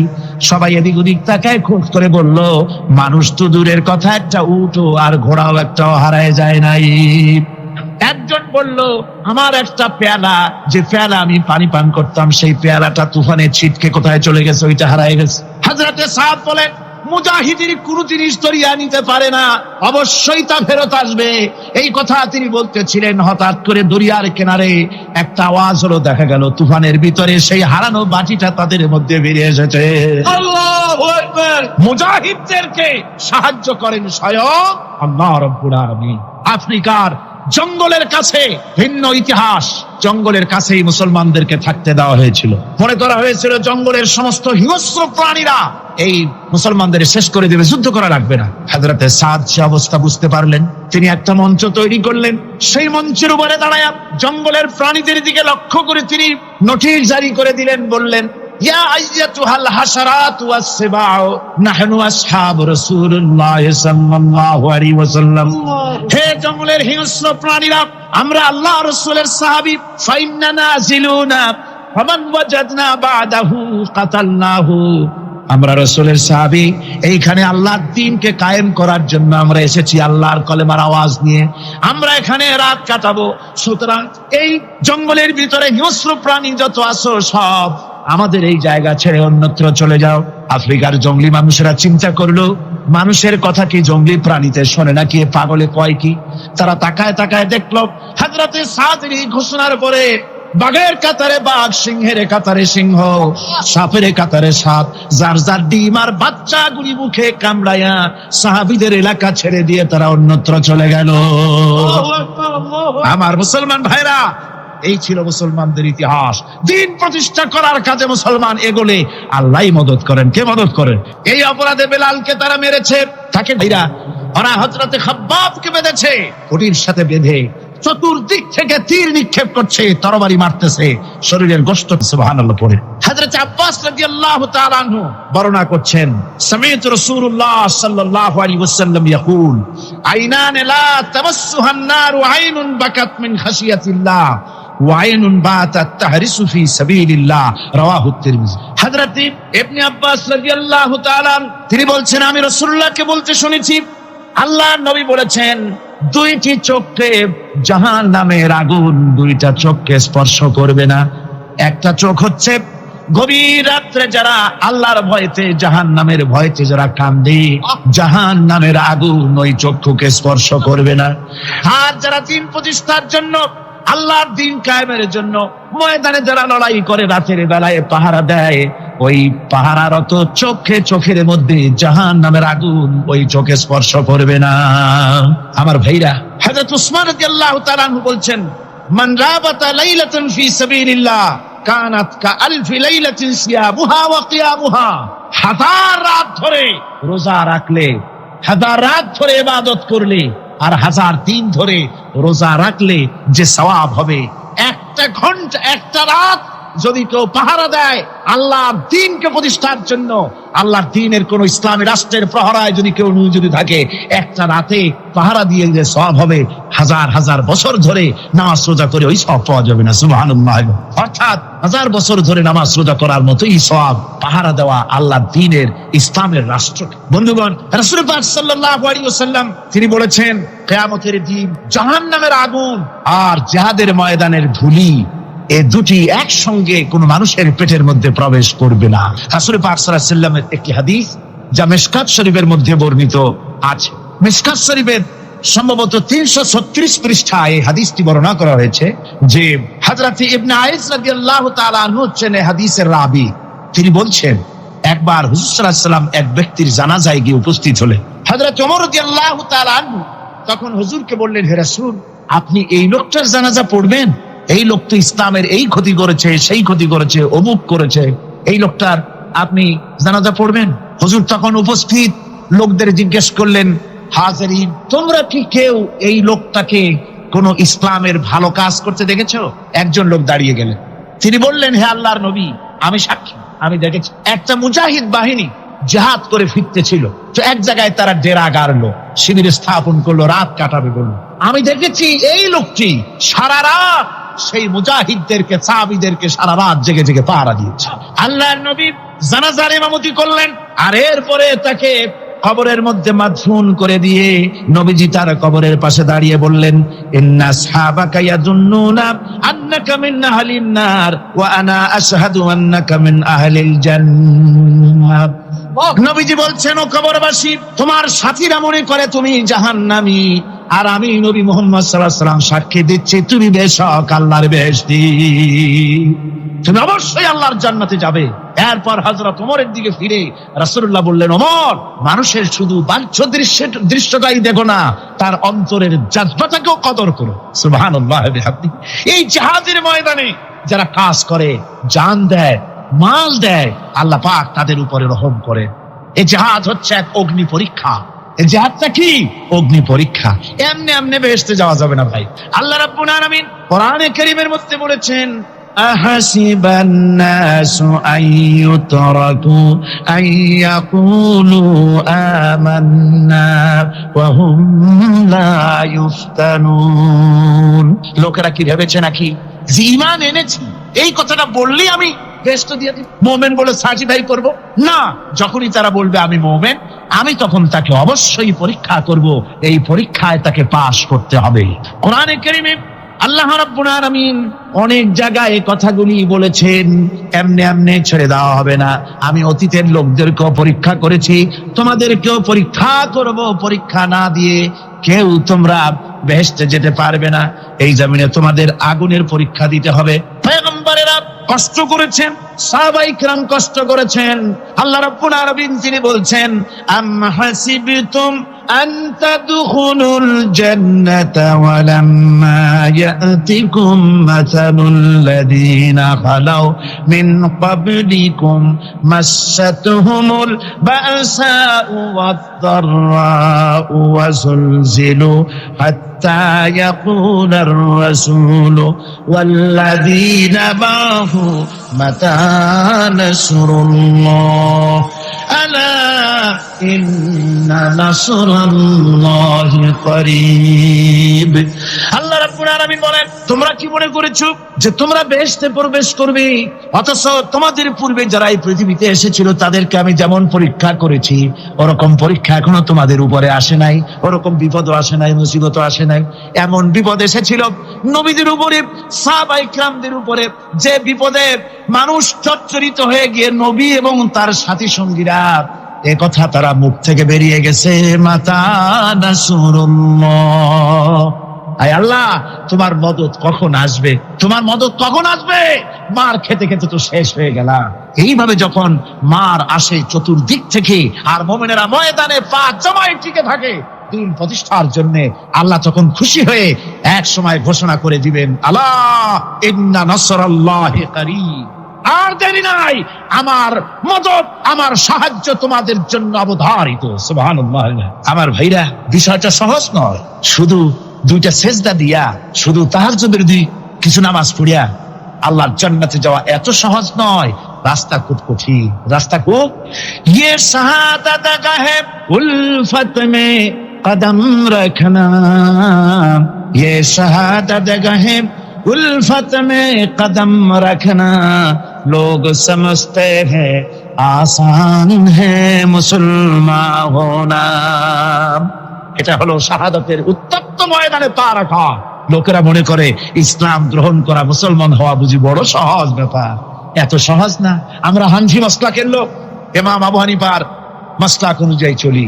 আমরা মনে করি বেহেশতে এমনি যাব, কিন্তু আমাদের ইমাম সাহেব কি করছেন ওই ইতিহাস আমাদের জানান।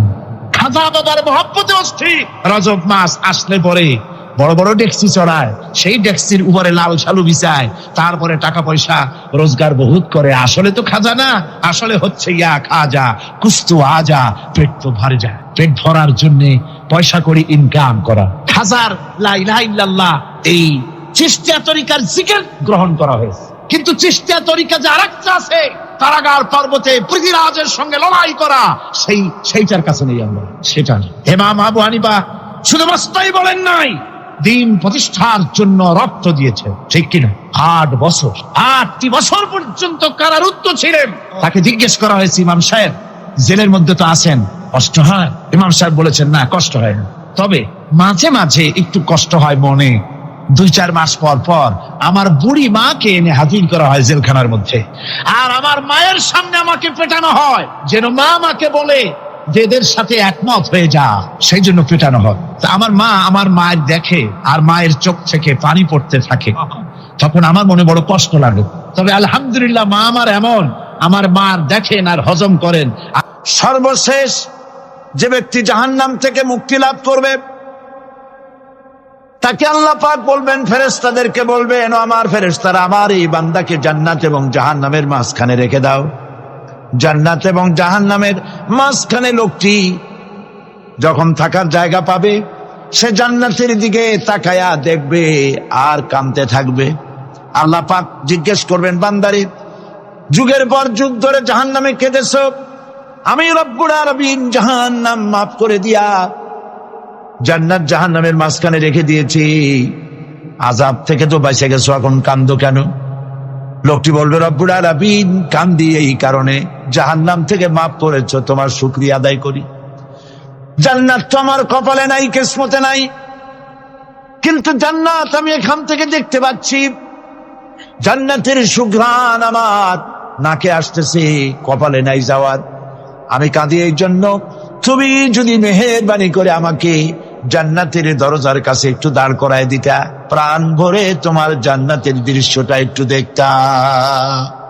আল্লাহ পাক তার আরজি পূরণ করবেন, বলবেন যাও, ফেরেশতাদের বলবেন এর জান্নাতের দরজার কাছে দাঁড় করায় দাও। জান্নাতের দরজার কাছে দাঁড়িয়ে লোকটি আবার কান্না শুরু করবে।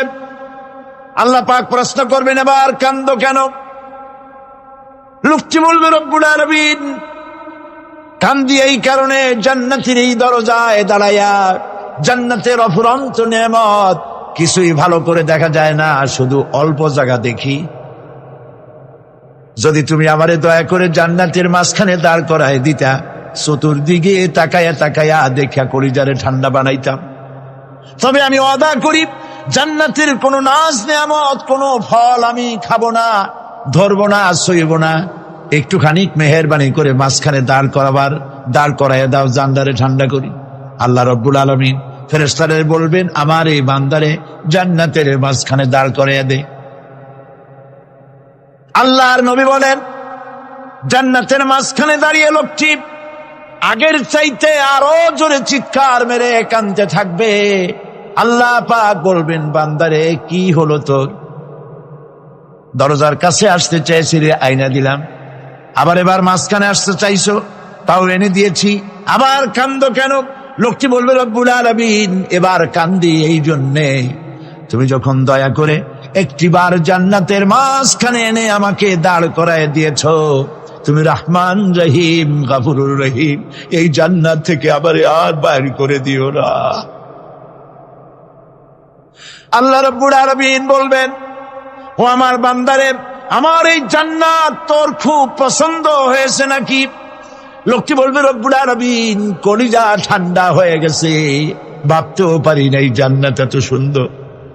আল্লাহ পাক বলবেন, বান্দারে, এরকম একটি নয়, দুইটা নয়, তোর জন্য আমি 10টা জান্নাত এইরকম রিজার্ভ করে রাখছি। সুবহানাল্লাহ, সুবহানাল্লাহ। আল্লাহ পাককে ভয় করে পৃথিবীর সমস্ত পাপ থেকে যারা নিজেকে রক্ষা করবে, আল্লাহ তাদের জন্য এই জান্নাত রেখে দিয়েছেন। সুবহানাল্লাহ। সেই জান্নাতের রিসিপশন আপনারা আন্দাজ করতে পারবেন না, রিসিপশন কারে কয়। কি এর প্রধানমন্ত্রী আর প্রেসিডেন্ট, 4-5টা পুলিশ আর আর্মি আসে একটা ছট করে সেলুট মারলো, বাস শেষ হয়ে গেল, এরকম না। জান্নাতীদেরকে রিসিপশন দেওয়া হবে।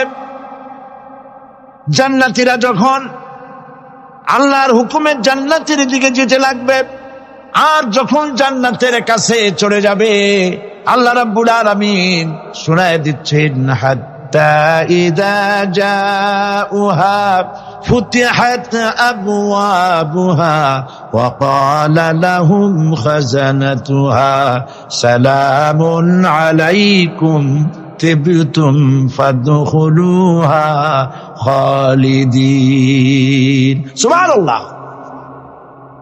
জান্নাতীরা যখন জান্নাতে প্রবেশ করার দরজার মুখোমুখি হবে, তার রক্ষীগণ তখন বলবে, সালামুন আলাইকুম, আল্লাহর শান্তি তোমাদের উপরে বর্ষিত হোক। সুবহানাল্লাহ। দুনিয়ার টাটকা সুখগুলি 2 পা দিয়ে ঠেলে দিয়েছো, টাটকা সুখগুলি গ্রহণ করো নাই, হারাম খাও নাই, আল্লাহর দ্বীন কায়েমের জন্য রক্ত দিয়েছো, জীবন দিয়েছো, কষ্ট করেছো, আল্লাহকে ভয় করেছো। আমাদের সালাম গ্রহণ করো, জান্নাতের মধ্যে ঢুকে যাও চিরকালের জন্য। সুবহানাল্লাহ। আর বাইরে হওয়া লাগবে না, চিরকাল এই জান্নাতের মধ্যে তোমরা বসবাস করতে পারবে, আল্লাহ রাব্বুল আলামিনের ফেরেশতারা বলে দিবে। জান্নাতের মধ্যে আল্লাহ পাক হুরদের সঙ্গে জান্নাতীদের বিয়ের ব্যবস্থা করে দিবেন। কোরআনে কারিমে আল্লাহ পাক বলেন, মুত্তাকিইনা আলা সুরুজিম মাসফুফাতিন ওয়া যাওয়াজনাহুম বিহুরিন ঈন। সামনাসামনি ভাবে সাজানো সারি সারি আসন সমূহের উপর তারা ঠেস লাগায় বসে থাকবে, আর আল্লাহ রাব্বুল আলামিন হুরদের সাথে জান্নাতীদের বিয়ের ব্যবস্থা করে দিবে। যেসব হুরের সঙ্গে বিয়ে হবে তাদের আল্লাহ পাক বিবরণ দিচ্ছেন কি রকম হবে তারা। লাম ইয়াতমিসহুন্না ইনসুন ওয়ালা জান। এর পূর্বে জিন এবং ইনসান এদেরকে কেউ স্পর্শ করে নাই। কি রকম তারা? كأنهن الياقوت والمرجان।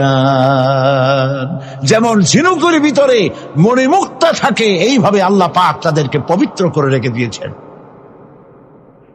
আমার প্রিয় ভাইরা, আল্লাহ রাব্বুল আলামিন কোরআনে কারীমের ভিতরে বলেছেন, ফাবিআইয়ি আলা'i রাব্বিকুমা তুকাযযিবান। জান্নাত দান করে আল্লাহ পাক এবার জান্নাতীদেরকে সম্বোধন করে বলবেন, ইয়া ইবাদি লা খাউফুন আলাইকুমুল ইয়াওমা ওয়ালা আনতুম তাহজানুন।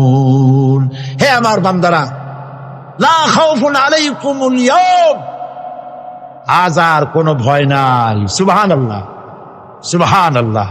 আজ আর কোনো ভয় নাই, কোনো চিন্তাও নাই, আরামে এই জান্নাতের মধ্যে বসবাস করো। এরপরে আল্লাহ পাক জিজ্ঞেস করবেন, ও আমার জান্নাতীরা, আমি যেসব ওয়াদা করছিলাম আমার ওয়াদা মোতাবেক সমস্ত নিয়ামত পেয়েছো? তারা বলবে, হ্যাঁ পেয়েছি, সব নিয়ামত আপনার ওয়াদা মোতাবেক সব পেয়েছি। আল্লাহ রাব্বুল আলামিন বলবেন, সব পাও নাই, ওয়ালাদাইনা মাজিদ, আমার কাছে আরো বেশি আছে। সুবহানাল্লাহ, আমার কাছে আরো বেশি আছে। জান্নাতীরা বুঝবে না সে আরো বেশিটা কি, এর থেকে আর বেশি কি। প্রিয় ভাই সব, নবী করিম সাল্লাল্লাহু আলাইহি সাল্লাম বলেছেন, জান্নাতের সুখ আর শান্তি কোন চোখ নাই যা দেখেছে, যা কোন অন্তঃকরণ নাই যা কল্পনা করতে পেরেছে। এই জান্নাত মুত্তাকিদের জন্য আল্লাহ রাখছেন। সুবহানাল্লাহ। জান্নাতীরা ভাবতেও পারবে না সেই নিয়ামতগুলি কি। প্রিয় ভাই সব, সেই মুহূর্তে আল্লাহর নবী মুহাম্মদ রাসূলুল্লাহ সাল্লাল্লাহু আলাইহি ওয়াসাল্লাম বলবেন, রব্বুল আলামিন, আমার উম্মতেরা জান্নাতীরা বুঝতে পারে নাই আপনার কাছে কি নিয়ামত আরো বেশি আছে। আমার এই উম্মতেরা জান্নাতীরা আপনার ওয়াদা মোতাবেক সব পেয়েছে, কিন্তু একটি জিনিস এখনো তাদের কিসমতে হয় নাই।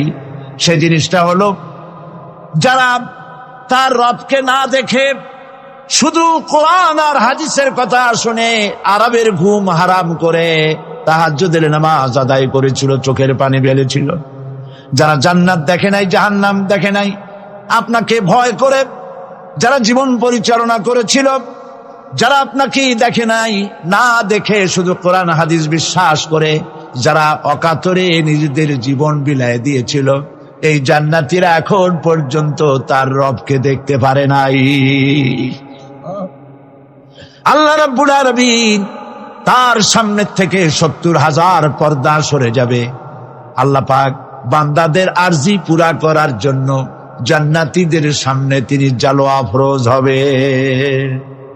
কোরআন শরীফের ভিতরে আল্লাহ পাক বলে, জান্নাতীরা তারা আল্লাহর দিকে, জান্নাতীরা তার রবের দিকে তাকিয়ে থাকবে, আর রব তার বান্দাদের দিকে তাকায়া থাকবে। প্রাণ ভরে জান্নাতীরা রবকে দেখবে। সুবহানাল্লাহ, আল্লাহ পাককে দেখবে। প্রাণ খুলে আজ দোয়া করি, রব্বুল আলামিন, জান্নাতের যেই পরিবেশে, যেই জায়গায় তুমি দয়া করে তোমার গোলামদেরকে তুমি নিজেই দর্শন দিবে, দেখা দিবে। মনিব ও আমাদের রব, আজ এই বিশাল জনসমুদ্র নিয়ে তোমার দরবারে আবেগ ভরা কণ্ঠে বলি, যেই অনুষ্ঠানটি তুমি এমন মুবারক অনুষ্ঠান করবে যেখানে তুমি জান্নাতীদেরকে দেখা দিবে, ওই জান্নাতের কোনো একটি, ওই অনুষ্ঠানের কোনো একটি কোনায় কানায় আমাদেরকেও দাঁড় করাইয়া দেখান তো।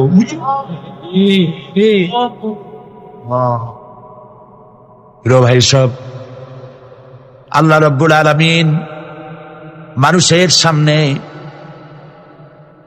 এত সব নিয়ামত রেখেছেন, এই জান্নাত দান করবেন। এরপরে আল্লাহ রাব্বুল আলামিন কোরআনে কারীমের মধ্যে বলেছেন, রব্বুল রব্বিস সামাওয়াতি ওয়াল আরদি ওয়া মা বাইনাহুমার রাহমানি লা ইয়ামলিকুনা মিনহু খিতাবা। এসব পুরস্কার রয়েছে তোমাদের সেই রবের পক্ষ থেকে যিনি আকাশ আর জমিনের মালিক। সুবহানাল্লাহ বলবেন না? যার সামনে কথা বলার ক্ষমতা কারো হবে না। এটি একটি মারাত্মক কথা। কিয়ামতের দিন আল্লাহর দরবারে কেউ কথা বলতে পারবে না আল্লাহর নির্দেশ ছাড়া। একটি আকীদা পরিষ্কার করে নিয়ে যান আপনাদের। সে আকীদাটা এভাবে পরিষ্কার করুন, কোন পীর সাহেব, কোন খাজা বাবা, কোন মাওলানা, কোন মুহাদ্দিস, কোন বুজুর্গ আপনাকে সুপারিশ করতে পারবে না যদি না আল্লাহ পাক তাকে কথা বলার তৌফিক না দেন। মনে থাকবে এটা। আয়াতুল কুরসির ভিতরে আমরা পড়ি, মান জাল্লাযী ইয়াশফাউ ইনদাহু ইল্লা বিইজনিহি। আল্লাহ পাক বলেছেন কিয়ামতের দিন আল্লাহর দরবারে কার সাহস আছে কথা বলতে পারে? মান জাল্লাযী ইয়াশফাউ ইনদাহু ইল্লা বিইজনিহি। আল্লাহর অর্ডার ছাড়া, হুকুম ছাড়া আল্লাহর সামনে কথা বলার সেদিন কেউ থাকবে না। সুবহানাল্লাহ। কেউ কথা বলতে পারবে না। সুপারিশ করতে হবে আল্লাহ যারে বলেন তুমি করো, অমুকের জন্য করো, সেই ব্যক্তি শুধু তার জন্যই করতে পারবে, আর কেউ কথা বলতে পারবে না। সেই কঠিন হাসরের ময়দান, যেদিন শুধুমাত্র আল্লাহ পাক কথা বলবেন, আর যারে বলতে বলবেন সেই কেবলমাত্র বলতে পারবে। সুপারিশ এটি আল্লাহ পাক কিয়ামতে পারমিশন দিলে বলা যাবে। হযরত ইব্রাহিম আলাইহিস সালাম কিয়ামতের দিন তার নিজের পিতা সম্পর্কে সুপারিশ করবেন। রব্বুল আলামিন, আমার আব্বার জন্য সুপারিশ করতেছি, মেহেরবানি করে জাহান্নাম থেকে তারে আপনি রক্ষা করুন। আল্লাহ রব্বুল আলামিন বলবেন, ইব্রাহিম তোমার সুপারিশ মঞ্জুর হবে না। প্রিয় ভাই সব, একটু মাথা খাটান, চিন্তা করেন। উলুল আযম পয়গম্বর, জাতির পিতা। কে জাতির পিতা? চিল্লায় বলুন, কলিজা সাফ করে ফেলুন। মুসলমানদের জাতির পিতা হাফিজ কেউ হতে পারে না। মিল্লাতা আবিকুম ইব্রাহিম। ইব্রাহিম আলাইহিস সালাম এই মিল্লাতের পিতা। সুবহানাল্লাহ। হযরত ইব্রাহিম আলাইহিস সালাম কিয়ামতের দিন বলবেন, আল্লাহ আমার আব্বার জন্য সুপারিশ করছি। আল্লাহ পাক বলবেন মঞ্জুর হবে না। আজর তোমার পিতা হতে পারে, কিন্তু আমার খলিলকে আগুনে ফেলার জন্য নমরুদকে সে সহযোগিতা করেছে, আমি তোমার পিতাকে ক্ষমা করব না।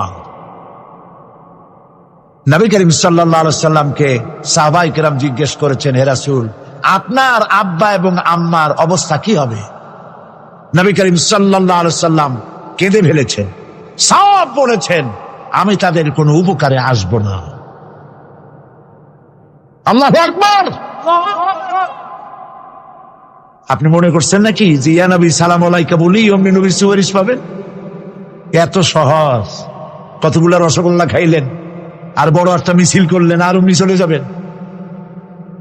পৃথিবীর সব মানুষ, সাহাবায়ে কেরাম বাদ দেন, পৃথিবীর সমস্ত মানুষ একত্রিত হয়ে আবু তালেব রাসূলুল্লাহকে যে ভালোবেসেছেন, ওর 1000 ভাগের 1 ভাগও সারা দুনিয়ার মানুষ রাসূলুল্লাহকেই ভালোবাসতে পারবে? পারবে? নিজের ছেলে আলীকে, আলী রাদিয়াল্লাহু তাআলা আনহুকে আলাদায় বিছানায় শোয়াইয়া, ছোট্ট মানুষ হযরত আলী আলাদা জায়গায় রাখিয়া, মুহাম্মদুর রাসূলুল্লাহ সাল্লাল্লাহু আলাইহি ওয়াসাল্লাম এতিম মানুষ, তারে কলিজার সাথে বুকের মধ্যে আশ্রয় দিয়ে আগলে রেখেছেন বুক করে। সেই আবু তালেব মৃত্যুর সময় নবী করিম সাল্লাল্লাহু আলাইহি ওয়াসাল্লাম বলেছিলেন, চাচা একটি বার আমার কানে তাওহীদের কালেমা শোনায় দেন। আবু তালেব, তার কিসমতে ছিল না কালেমা। মরে যাওয়ার পর একজন সাহাবী বলেছিলেন, ইয়া রাসূলুল্লাহ, মৃত্যুর সময় আবু তালেবের মুখ আমি নড়তে দেখেছি, তিনি কালেমা পড়েছেন সম্ভবত, রাসূলুল্লাহ সাহেব বলেছেন, আমি শুনি নাই। এত ভালোবাসার পরেও হাদিস শরীফে এসেছে আবু তালেব জাহান্নামে যাবে। কোথায় যাবে? জাহান্নামে। সবচাইতে কম আযাব হবে কার? আবু তালেবের। কম আযাবটা কি? হাদিস শরীফে এসেছে কম আযাব হলো জাহান্নামের আগুন দিয়ে এক জোড়া জুতা তৈরি করে আবু তালেবের পায়ে পরিয়ে দেওয়া হবে। সেই জাহান্নামের আগুনের তৈরি করা জুতার তাপে আবু তালেবের মাথার ঘিলুগুলো টকবক করে বউ পড়তে লাগবে। এত ভালোবেসে যদি কিয়ামতে উপায় না হয়, আপনি ইয়া নবী সালাম আলাইকা, ইয়া রাসূল সালাম আলাইকা, আর কতগুলো জিলাপি খাইলেন, বড় একটা মিছিল করলেন। প্রিয় ভাই সব, এইসব বেদাত ছাড়ুন, এগুলি সুস্পষ্ট বিদআত। রাসূলুল্লাহকে ভালোবাসবেন, সাহাবীরা যেভাবে ভালোবেসেছেন ওইভাবে ভালোবাসবেন। আল্লাহ রাব্বুল আলামিন বলেন, যালিকাল ইয়াউমুল হক ফামান শাআ আত্তাখাযা ইলা রাব্বিহি মাআবা। এই দিনটি অবশ্যই আসবে, সেদিনটি নিশ্চিতভাবে আসবে। আর এখন যার ইচ্ছা সে তার রবের দিকে অগ্রসর হোক। ইন্না আনজারনাকুম আযাবান করিবান ইয়াওমা ইয়ানজুরুল মার'উ মা কদ্দামাত ইয়াদাহু ওয়া ইয়াকুলুল কাফিরু ইয়া লাইতানি কুনতু তুরাবা।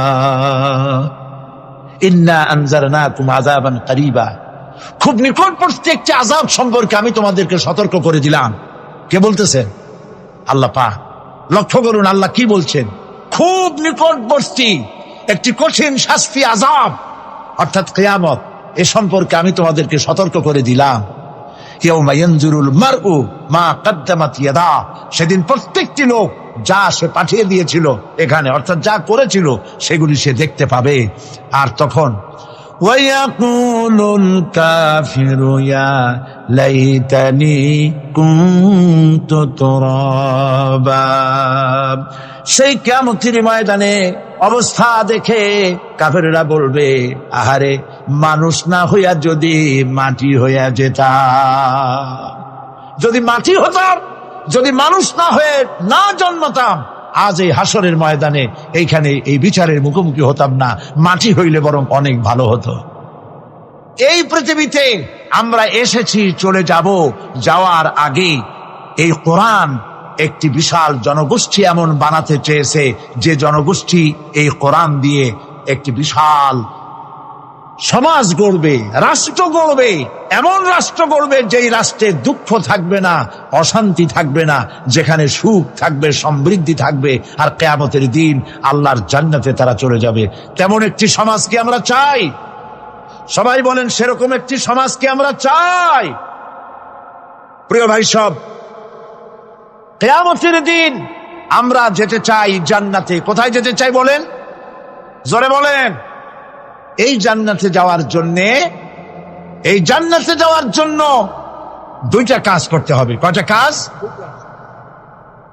আল্লাহ রাব্বুল আলামিন বলেন, ফামান কানা ইয়ারজু লিকাআ রাব্বিহি ফালইআমাল আমালান সালিহান ওয়া লা ইউশরিক বিইবাদাতি রাব্বিহি আহাদা। আল্লাহ পাক বলেন, যে বাজারা আমার সঙ্গে দেখা করতে চায় কিয়ামতে, দুইটা কাজ করা লাগবে। বলেন কয়টা কাজ? একটা হলো নেক আমল। কি আমল বলেন? নেক আমল। নেক আমল কারে বলে? নেক আমল করতে হলে আবার দুইটা শর্ত লাগে। এক নম্বরে কাজটা করতে হবে আল্লাহরে খুশি করার জন্য। কারে খুশি করার জন্য? একটা মাদ্রাসা বানাইছি যাতে লোকেরা বলে যে বড় একটা মাদ্রাসা বানাইছে, এই জন্য মাদ্রাসা বানাবেন, মসজিদ বানাবেন, হসপিটাল বানাবেন, যা কিছু করেন নিয়ত হবে আল্লাহকে খুশি করা। নিয়ত হবে কারে খুশি করা? আল্লাহ পাককে খুশি করা। এই হলো নেক আমলের প্রথম শর্ত, কাজ হবে আল্লাহকে খুশি করার জন্য। 2 নম্বরে কাজটি হতে হবে সুন্নতে নববী সাল্লাল্লাহু আলাইহি ওয়াসাল্লামের উপরে। মনে থাকবে, দাড়ি রাখবো কেন রাখবো? রাসূলের সুন্নাত। রাখবো কারে খুশি করার জন্য? আল্লাহ খুশি করার জন্য। রাখবো কার মতো? রবীন্দ্রনাথের মতো, কার্ল মার্কসের মতো, কবির মতো নয়। রাখতে হবে কার মতো? নবীর মতো। বুঝে নেন, কাজটা হতে হবে আল্লাহকে খুশি করার জন্য। 2 নম্বরে কাজটা হতে হবে সুন্নতে নববী সাল্লাল্লাহু আলাইহি ওয়াসাল্লামের উপরে হতে হবে। তাহলে এই হলো 1 নম্বর। জান্নাতে যাওয়ার জন্য, আল্লাহর সাথে দেখা করার জন্য 1 নম্বরের কাজ হলো নেক আমল। বলেন 1 নম্বরের কাজ কি? 2 নম্বরের কাজ ওয়ালা ইউশরিক বিইবাদাতি রাব্বিহি আহাদা। আল্লাহ রাব্বুল আলামিনের ইবাদতের সাথে কাউকে শরীক স্থাপন করা যাবে না। আমরা যারা মুসলমান, অধিকাংশ মুসলমান শিরকের ভিতরে মুবতলা হয়ে আছে। বিশ্বাস করেন কিনা বলেন? কাফেররা তো মুশরিক আছেই, ওরা তো মুশরিক আছেই, কিন্তু আমরা মুসলমানেরা আমাদের আমলের মধ্যে আমাদের অজান্তে সবের নিয়তে অনেক শিরক আমরা করে বসি। নাউজুবিল্লাহ, বলেন নাউজুবিল্লাহ। এই জন্য আমি বারবার সতর্ক করি, নিজেকেও করি, আপনাদেরকেও করি। এই কারণে করি, শিরকের গুনাহ আল্লাহ মাফ করবেন না। ইন্না শিরকা লাযুলমুন আযীম, শিরক মস্ত বড় অপরাধ, জুলম, আল্লাহ মাফ করবেন না। আল্লাহর কাছে কান্দে কান্দে মাপ চাওয়া লাগবে যে আল্লাহ শিরক থেকে আমাকে রক্ষা করো, বাঁচাও। অনেক গোপন শিরক আছে। মাজারে যান, পীর সাহেবের কাছে যান, মনে যদি নিয়ত থাকে উনি ফু দিলে আমি ভালো হবই, উনি তাবিজ দিলে আমার বাচ্চা হবেই, উনি আমারে দয়া করলেই আমার ব্যবসায় উন্নতি হবেই, এইটার নাম শিরক। এটার নাম কি? ওয়াইজা সাআলতা ফাসআলিল্লাহ ওয়াইজা ইসতাআনতা ফাসতাইন বিল্লাহ। যা বলার আল্লাহরে বলো, আর যা চাওয়ার কার কাছে চাও? চিল্লায় বলেন। কলিজাটাকে পরিষ্কার করে দেন আজকের মাহফিলে। এই কলিজায় কারো প্রতি কোনো ভয় রাখবো না আল্লাহ ছাড়া। ভয় করবো কারে বলেন? মহব্বত আল্লাহ ছাড়া, এত বেশি মহব্বত আর কাউকে করবো না। আল্লাহ তাআলা আমাদের কলিজায় তোমার ভয় এবং মহব্বত দিয়ে ভরে দাও, রাসূলের মহব্বত দিয়ে আমাদের দিলকে ভরে দাও। বিশ্বাস করুন ভাই সাহেব, কোরআন শরীফ আমার সামনে, বিশ্বাস করুন, দেশি পীর বিদেশি পীর, খাজা বাবা দেশি এবং বিদেশি, কেউ আপনার ভাগ্য বদলাই দিতে পারবে না। এই পিছনে দৌড়ায় দৌড়ায় কোনো লাভ নাই। এতক্ষণ মসজিদের ভেতরে বসে আল্লাহর কাছে কাঁদেন। ওয়াকালা রাব্বুকুম উদউনি আস্তাজিব লাকুম। তোমার রব বলেছে আমারে ডাকো, আমি ডাকের সাড়া দিয়ে দেব। সুবহানাল্লাহ। আর আল্লাহ বলেছেন আমার ইবাদতের সাথে কাউকে শরীক করবে না। খবরদার। আলাইসাল্লাহু বিকাফিন আবদা। আল্লাহ প্রশ্ন করছেন, আলাইসাল্লাহু বিকাফিন আবদা, আমি কি আমার বান্দার জন্য যথেষ্ট নই? চিল্লায় বলুন অবশ্যই যথেষ্ট। আবার বলেন অবশ্যই যথেষ্ট।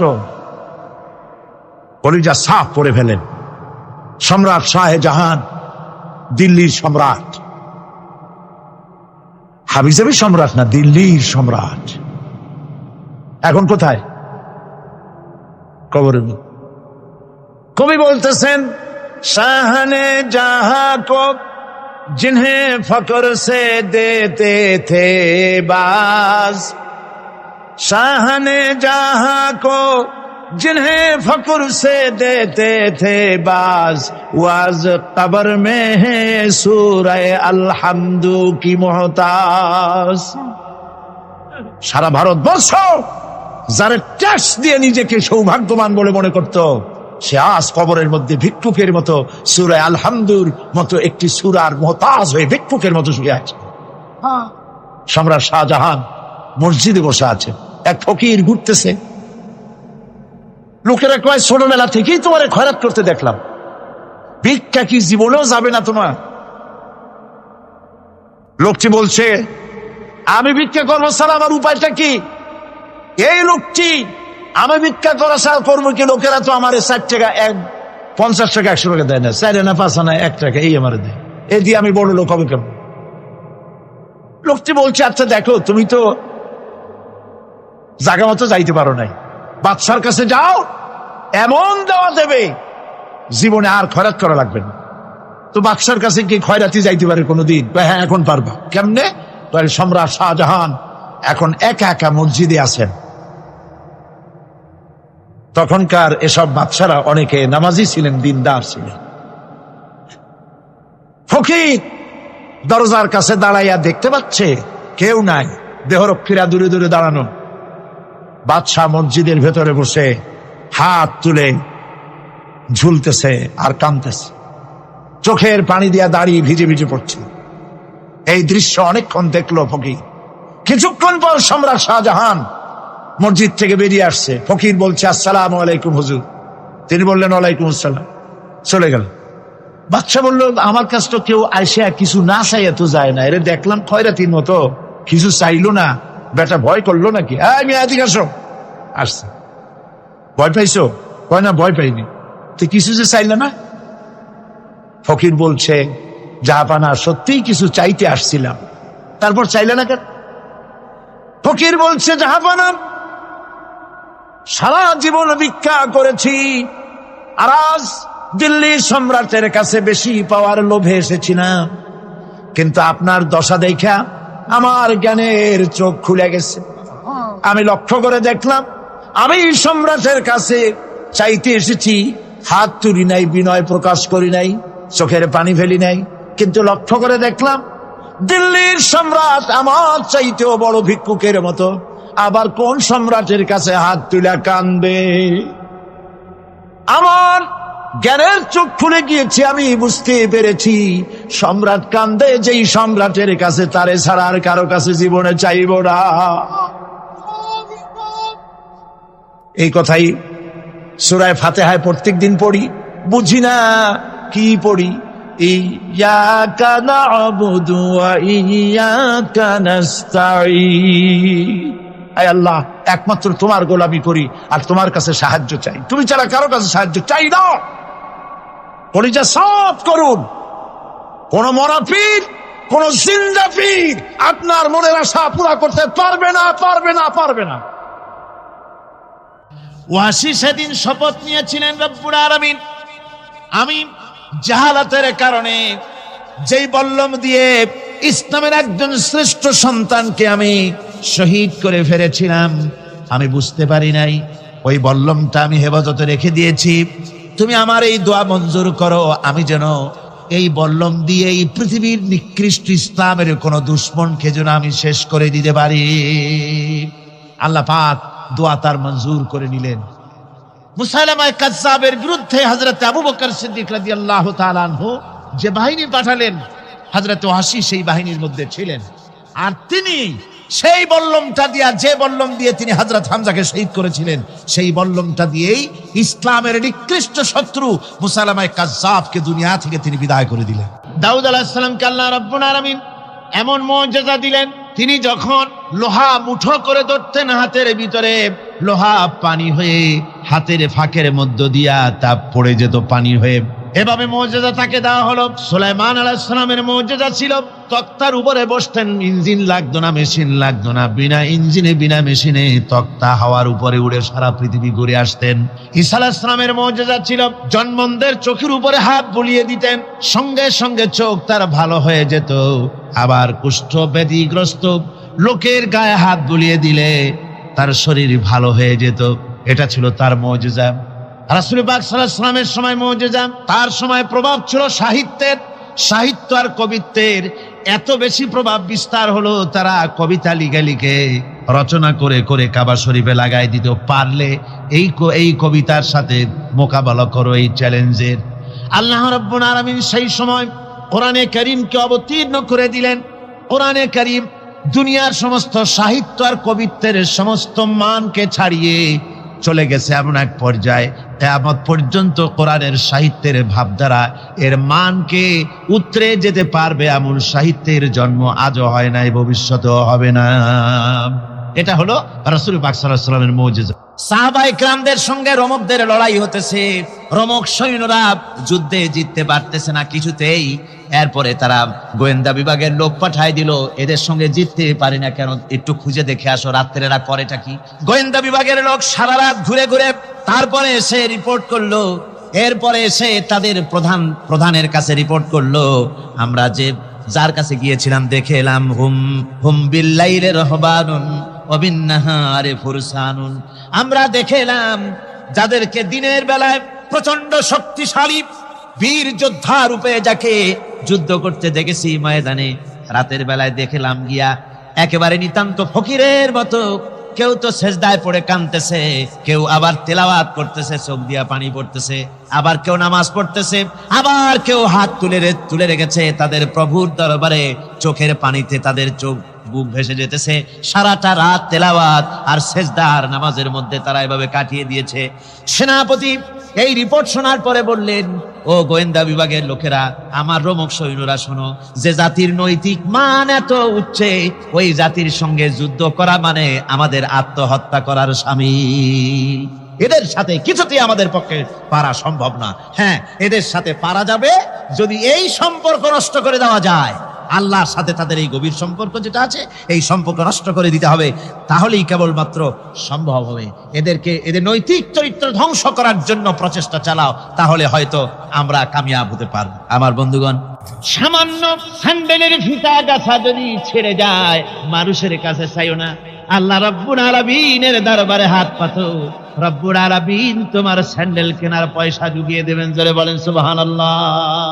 যা দরকার তার কাছেই চাও, হাত তার কাছেই পাতো। ওই যে সম্রাট শাহজাহানের কথা আমি আপনাদেরকে শুনাই, ফকির একটা ঘুরতেছে সারাদিন।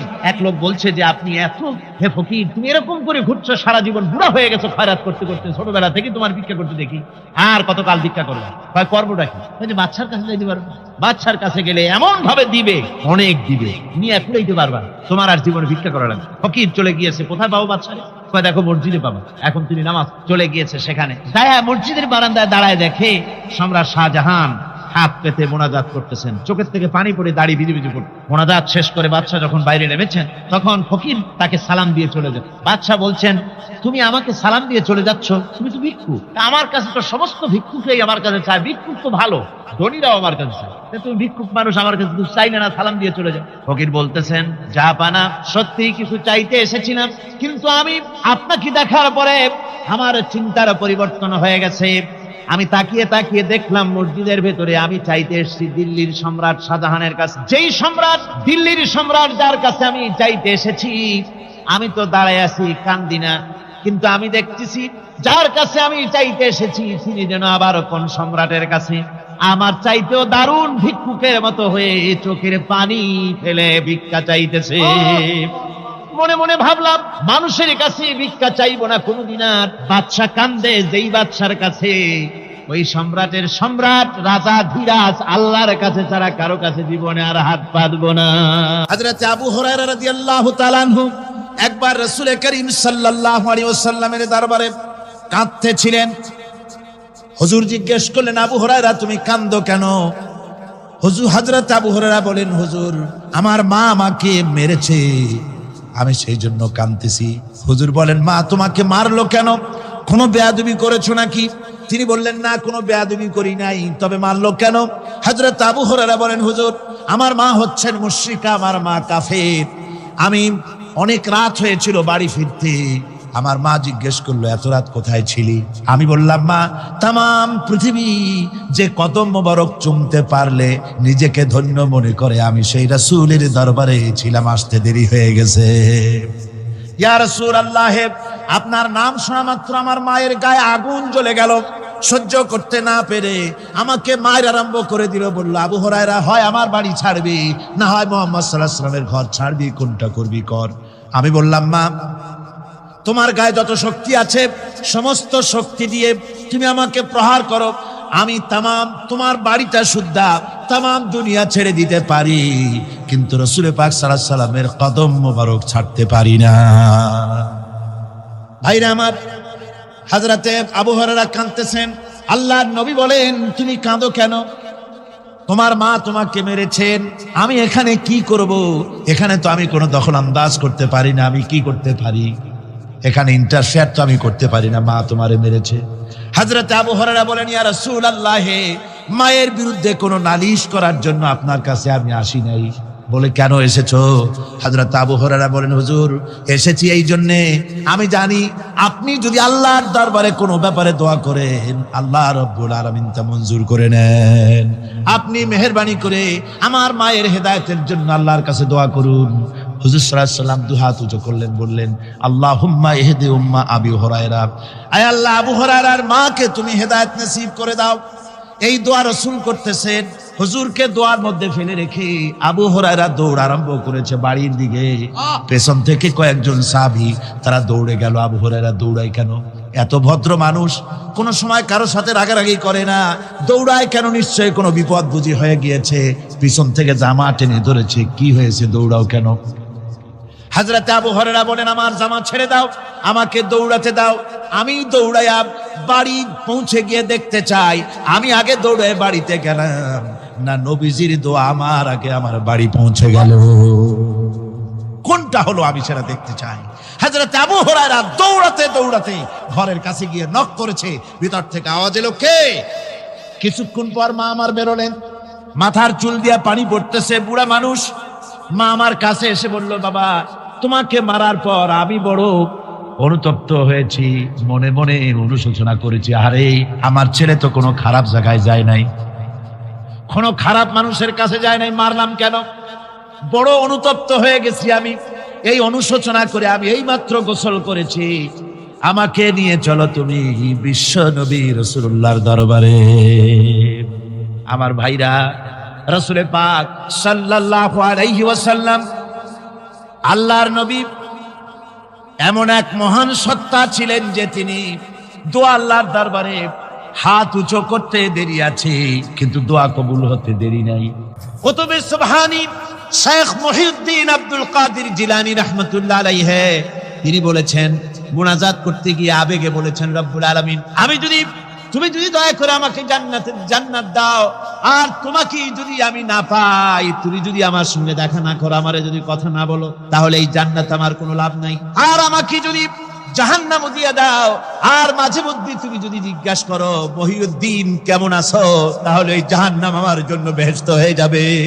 আয় আল্লাহ, আমি শুধু তোমারই চাই। আল্লাহর নবী বললেন, মহিলা, তুমি অপরাধ করেছো, কিন্তু তোমার গর্ভস্থিত সন্তান তো কোনো অপরাধ করে নাই, সুতরাং তোমার উপরে শরীয়তের হদ জারি করা যাবে না, ডেলিভারি হোক, তারপরে বিচার হলো। মহিলা চলে গেল আফসোস করতে করতে যে আমার বিচার হলো না, যদি এর মধ্যে আমি মরে যাই তাহলে জেনা করেছি। দুনিয়ার শাস্তি তো সহজ, পাথর মেরে উড়িয়ে দেবে, সঙ্গে সার করবে, এটা তো সহজ, কিন্তু কিয়ামতের ওই কঠিন জাহান্নামের আগুনে জ্বলতে পারবো না। মহিলাটি সন্তান ডেলিভারির পরে মহিলা চলে এসেছে রাসূলের কাছে, হুজুর, এই সে আমার বাচ্চা ডেলিভারি হয়েছে, আপনি মেহেরবানি করে আমার উপরে হদ জারি করেন, শাস্তি দেন। আল্লাহর নবী বলেন, মহিলা, তুমি অপরাধ করেছো, কিন্তু তোমার সন্তানের হক আছে, তোমার বুকের দুধ 2.5 বছর পর্যন্ত সে পান করবে, আমি তার হক নষ্ট করতে পারি না।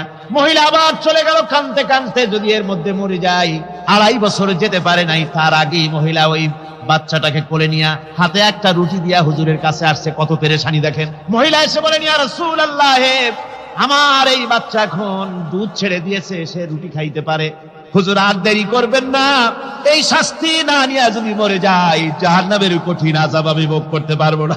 আল্লাহর নবী ওই মহিলাকে অর্ডার দিয়া দিলেন, একে বুক পর্যন্ত মাটির মধ্যে গেড়ে দিয়া চতুর্দিক থেকে পাথর নিক্ষেপ করো। মহিলাকে নিয়ে পাতাকে বুক পর্যন্ত মাটির ভিতরে গেড়ে দিয়া চতুর্দিক থেকে যখন পাথর নিক্ষেপ করা হচ্ছিল, রক্ত ছিটে এসে একজন সাহাবীর গায়ে পড়ায়। সাহাবী মহিলাকে ভৎসনা করলেন। আল্লাহর নবী বললেন, শুনতে পেরে নবীজি বললেন, ও সাহাবী, ভৎসনা করো না, বরং এই মহিলার তওবা আল্লাহ রাব্বুল আলামিন এমন ভাবে কবুল করেছেন, যদি সে তওবা দুনিয়ার সব মানুষকে ভাগ করে দেওয়া যায়, তাহলে সমানভাবে ভাগ করে দেওয়া যাবে। 60,000 সৈন্য তাদের অশ্ব নিয়ে, তাদের উষ্ট্র নিয়ে, তাদের মালপত্র নিয়ে, জাহাজের সামান নিয়ে শ্রাবণীর খরস্রোতা নদী, উত্তাল তরঙ্গমালায় ভরা নদীর উপর থেকে এই সাহাবীরা পাড়ি দিয়ে ওপার চলে গেলেন। ওপার যাওয়ার পরে হযরতে সাদ বলছেন, তোমাদের কেউ কি হারায় গেছে নাকি? সবাই এদিক ওদিক তাকায়, খোঁজ করে বলল, মানুষ তো দূরের কথা, একটা উট আর ঘোড়াও একটাও হারায় যায় নাই।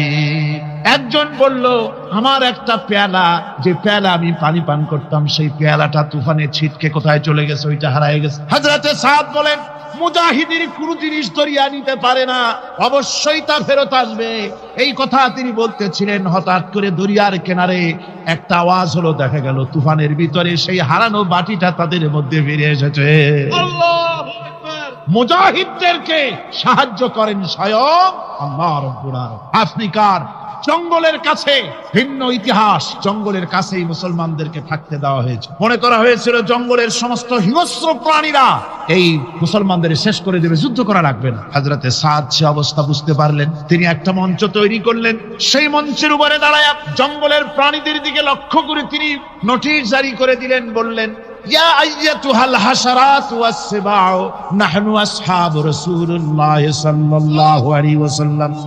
হে জঙ্গলের হিংস্র প্রাণীরা, আমরা আল্লাহ রাসূলের সাহাবী, ফাইন্না নাজিলুনা ফামান ওয়াজাদনা বাদাহু কাতালনাহু। আমরা রাসূলের সাহাবী, এইখানে আল্লাহর দ্বীনকে কায়েম করার জন্য আমরা এসেছি, আল্লাহর কলেমার আওয়াজ নিয়ে আমরা এখানে রাত কাটাবো। সুতরাং এই জঙ্গলের ভিতরে হিংস্র প্রাণী যত আছো, সব আমাদের এই জায়গা ছেড়ে অন্যত্র চলে যাও। আফ্রিকার জঙ্গলি মানুষেরা চিন্তা করলো, মানুষের কথা কি জঙ্গলি প্রাণীতে শোনে নাকি, পাগলে কয় কি? তারা তাকায় তাকায় দেখলো, হযরতে সাদের এই ঘোষণার পরে বাঘের কাতারে বাঘ, সিংহের কাতারে সিংহ, সাপের কাতারে সাপ, যার যার ডিম আর বাচ্চাগুলি মুখে কামড়াইয়া সাহাবীদের এলাকা ছেড়ে দিয়ে তারা অন্যত্র চলে গেল। আমার মুসলমান ভাইরা, এই ছিল মুসলমানদের ইতিহাস। দ্বীন প্রতিষ্ঠা করার কাজে মুসলমান এগোলে আল্লাহই মদদ করেন। কে মদদ করেন? হযরতে মূসা আলাইহিস সালাম ফেরাউনের কাছে গেলেন আর দাওয়াত দিলেন, ফেরাউন পড়ে নাও, লা ইলাহা ইল্লাল্লাহ।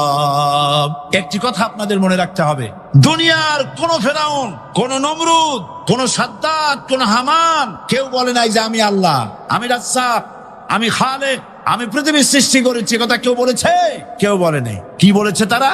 ফেরাউন বলেছে, মা আলিমতু লাকুম মিন ইলাহিন গায়রি, আমি তো জানি না আমি ছাড়া আরো কোনো ইলাহ আছে, এ কথা আমার জানা নাই, সুতরাং আমি হচ্ছি ইলাহ, আর তুমি বলছো লা ইলাহা। তার মানে হচ্ছে ওই সময় পয়গম্বরেরা, আল্লাহর নবীর সাহাবীরা, তারা জানতেন যে আমরা কিসের দাওয়াত দেই, আর যারা শুনতো তারাও বুঝতো কিসের দাওয়াত শুনতেছি। আজ আমার দেশে একই কালেমার দাওয়াত দেওয়া হয়, কিন্তু মানুষেরা বুঝতে পারে না কি শুনতেছি। ভাষা জানার ব্যাপারে, বোঝার ব্যাপারে হলো আসল বিষয়। এটা বুঝাতে গিয়ে আমি মাঝে মধ্যে একটা দৃষ্টান্ত দেই এভাবে। একজনের একটা রেশনের দোকান ছিল, সেই দোকানে তার একটা ময়না পাখি ছিল, আর ময়না পাখিকে কথা শেখানো যায় সেটা তো আপনারা জানেন। জি, ময়নাকে শিখায়েছে যে লাইন করুন, এক এক করে আসুন। ময়না এই কথা শিখেছে। সকালবেলায় যখন রেশনের দোকানে ভিড় পড়ে গেছে, তখন ওই পাখি খাঁচার মধ্যে বসে বলছে, লাইন করুন, এক এক করে আসুন। একদিন খাঁচার দরজা খোলা পেয়ে পাখি উড়ে গিয়ে গাছের ডালে বসেছে। আশেপাশে যত পাখি ছিল তারা চিন্তা করলো, এই রকমের পাখি তো কখনো দেখি নেই। ময়না তো দেখতে কাকের মতো না, শালিকের মতো না, দেখতে একটা ভিন্ন রকম। ওরা এসে চতুর্দিক থেকে এই নবান্ত, এই যে নতুন এসেছে, ওরে ঠোকরানো শুরু করেছে চতুর্দিক থেকে। ঠোকরানি খেয়ে ময়না বলতেছে, লাইন করুন, এক এক করে আসুন।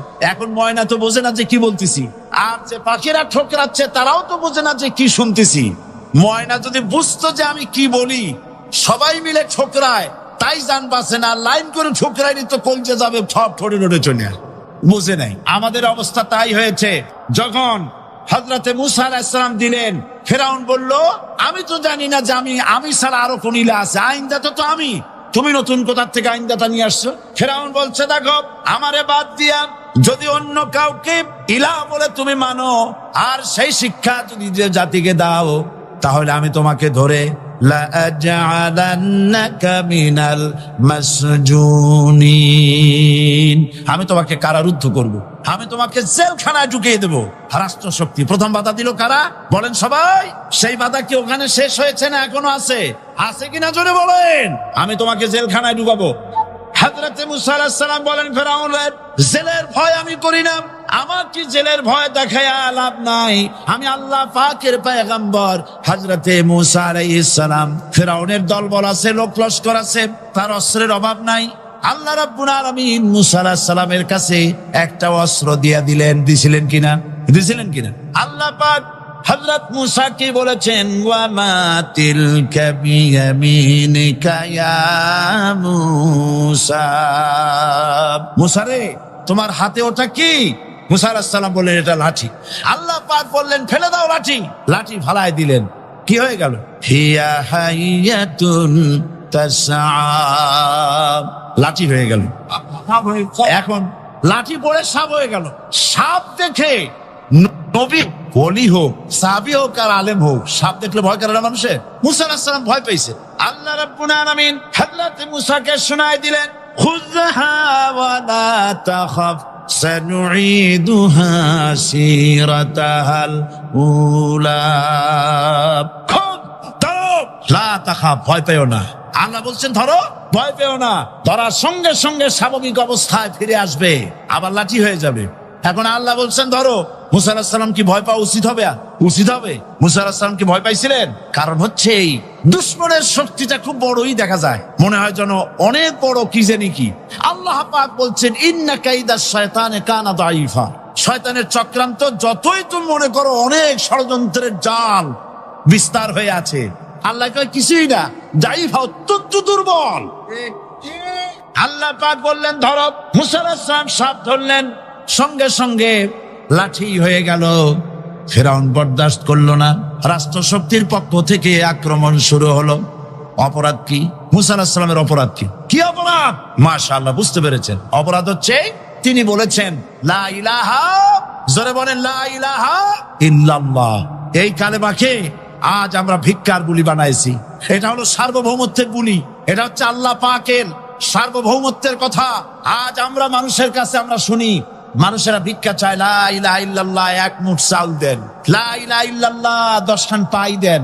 এই হচ্ছে কালেমার জিকির। আবার কেউ কেউ জিকির করতেছে লা ইলাহা আস্তে, ইল্লাল্লাহ জোরে, এমন জোরে কলব সাফ করে, কলব তাতে থাকলেও পারে গেলেও পারে। এই কালেমার জাত, এর আঘাত পয়গম্বররা মেরেছেন। হযরত মুসা আলাইহিস সালাম যখন বলেছেন লা ইলাহা ইল্লাল্লাহ, এই ধাক্কা ফেরাউন বরদাস্ত করতে পারে নাই। দরিয়ায় নীলের ভিতরে আল্লাহ পাক ডুবাই শেষ করে দিয়েছেন, দেন নাই? হযরত মুসা আলাইহিস সালাম তার উম্মতেরা দরিয়ার পাশে বসে দ্বীনি কথাবার্তা বলতেছেন। এমন সময় ফেরাউন, তার শত্রু হচ্ছে মুসা আলাইহিস সালাম। শত্রু কেন? মুসা কি ফেরাউনের পাকা ধানে মই দিয়েছে নাকি?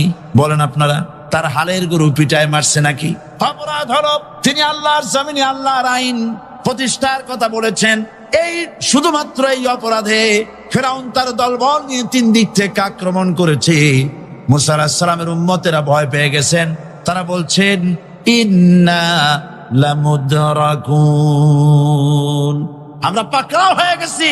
3 দিকে সাঁড়াশি আক্রমণ, 3 দিকে শত্রু, একদিকে দরিয়া, পালাবার রাস্তা আছে? হযরত মুসা আলাইহিস সালাম ভয় পেয়ে গেলেন, সারেন্ডার করলেন না। হযরত মুসা আলাইহিস সালাম বললেন কাল্লা, কখনো নয়, ভয় পাওয়ার কোনো কারণ নাই। রব্বি সায়াহদিন, অবশ্যই আমার রব আমার জন্য রাস্তা করে দিবেন, ভয় পাইও না, আমার রব রাস্তা করে দিবেন। আল্লাহ রাব্বুল আলামিন হযরত মুসা আলাইহিস সালামকে অর্ডার করলেন হাতের লাঠি দিয়া দরিয়ার উপরে আঘাত করো। হযরত মুসা আলাইহিস সালাম দরিয়ার উপর আঘাত করলেন। রাস্তা ছিল দরকার একটার, এক বাড়িতে আল্লাহর হুকুমে লাঠি দিয়ে একটি আঘাত করার সঙ্গে সঙ্গে হযরত মুসার তার সঙ্গী সাথী দরিয়া পার হওয়ার জন্য দরিয়ার মধ্যে দিয়ে আল্লাহ 12টা রাস্তা পয়দা করে দিলেন। সে আল্লাহ আছে না নাই? এত আসতে বলেন কেন? ভয় পাওয়ার কারণ আছে। রাষ্ট্র শক্তি বাধা দিয়েছে সমস্ত নবীদেরকে। কেন? নবীদের চরিত্র খারাপ? জোরে বলেন নবীদের চরিত্র খারাপ? নবীদের চাইতে মাসুম বেগুনাহ উন্নত চরিত্রের মানুষ আল্লাহর আকাশের নিচের জমিনের উপরে আর হয় নাই। তোমরা যে সব নেতাদের পিছনে দৌড়াও, অমুকের সৈনিক, নেতা নেতা করে মরো, এইসব নেতা যাদের পিছনে দৌড়াও, এই নেতাগুলি, আমি জিজ্ঞেস করি আপনাদেরকে, এই নেতাগুলি জীবনে একবারও জেনা করে নাই? এ ব্যাপারে অনুসারীরা আপনারা কি নিশ্চিত? মিথ্যা কথা জীবনেও কয় নাই, প্রতারণা করে নাই, ঠাট্টা করে নাই, বিদ্রুপ করে নাই, মদ খায় নাই, মানুষ হত্যা করে নাই। কিসের নেতা? নেতা হচ্ছেন সেই ব্যক্তি যিনি বলেছেন, ও আমার স্ত্রীরা, ও আমার সাহাবীরা, রাতের আধারে আমার মধ্যে যা আচরণ দেখতে পাও, দিনের আলোতে আমার মধ্যে যা দেখতে পাও, সবগুলি খুলে খুলে মানুষের কাছে বলে দাও। তার নাম বিশ্বনবী মুহাম্মদ রাসূলুল্লাহ সাল্লাল্লাহু আলাইহি ওয়াসাল্লাম। হযরত মুসা আলাইহিস সালাম বলেন, ফেরাউনের জেলের ভয় আমি করি না, আমার কি জেলের ভয় দেখায়া লাভ নাই, আমি আল্লাহ পাকের পয়গম্বর। হযরত মুসা আলাইহিস সালাম, ফেরাউনের দলবল আছে, লোক লস্কর আছে, তার অস্ত্রের অভাব নাই। আল্লাহ রাব্বুল আলামিন মুসা আলাইহিস সালামের কাছে একটা অস্ত্র দিয়া দিলেন। দিছিলেন কিনা? আল্লাহ পাক হযরত মুসা কি বলেছেন, ওয়া মা তিলকা বিয়ামিনিকা ইয়া মুসা। মুসা রে, তোমার হাতে ওটা কি? মুসা আলাইহিস সালাম বললেন, এটা লাঠি। আল্লাহ পাক বললেন, ফেলে দাও লাঠি। লাঠি ফালায় দিলেন। কি হয়ে গেল? হিয়া হাইয়াতুন তাসআ, লাঠি হয়ে গেল। এখন লাঠি পড়ে সাপ হয়ে গেল। সাপ দেখে নবী, বলি হোক, সাহাবী হোক আর আলেম হোক, সাপ দেখলে ভয় করে না মানুষের? মুসা আলাইহিস সালাম ভয় পেয়েছে। আল্লাহ রাব্বুল আলামিন হযরত মুসাকে শোনায় দিলেন, খুযহা ওয়া লা তাখাফ সানুঈদুহা সিরাতাহাল উলা। লা তাখাফ, ভয় পেও না। আল্লাহ বলছেন ধরো, ভয় পেও না। ধরার সঙ্গে সঙ্গে স্বাভাবিক অবস্থায় ফিরে আসবে, আবার লাঠি হয়ে যাবে। এখন আল্লাহ বলছেন ধরো। মুসা আলাইহিস সালাম কি ভয় পাওয়া উচিত হবে? মুসা আলাইহিস সালাম কি ভয় পাইছিলেন? কারণ হচ্ছে এই দুশমনের শক্তিটা খুব বড়ই দেখা যায়, মনে হয় যেন অনেক বড়, কি জানি কি। আল্লাহ পাক বলছেন, ইন্না কাইদাশ শায়তানে কানা দাঈফা। শয়তানের চক্রান্ত যতই তুমি মনে করো অনেক ষড়যন্ত্রের জাল বিস্তার হয়ে আছে, আল্লাহ কয় কিছুই না, দাঈফা, অত্যন্ত দুর্বল। আল্লাহ পাক বললেন ধরো। মুসা আলাইহিস সালাম সাপ ধরলেন, সঙ্গে সঙ্গে লাঠি হয়ে গেল। ফেরাউন বরদাস্ত করলো না, রাষ্ট্রশক্তির পক্ষ থেকে আক্রমণ শুরু হলো। অপরাধ কি? মুসা আলাইহিস সালামের অপরাধ কি অপরাধ? মাশাআল্লাহ, বুঝতে পেরেছেন। অপরাধ হচ্ছে তিনি বলেছেন লা ইলাহা, জোরে বলেন লা ইলাহা ইল্লাল্লাহ।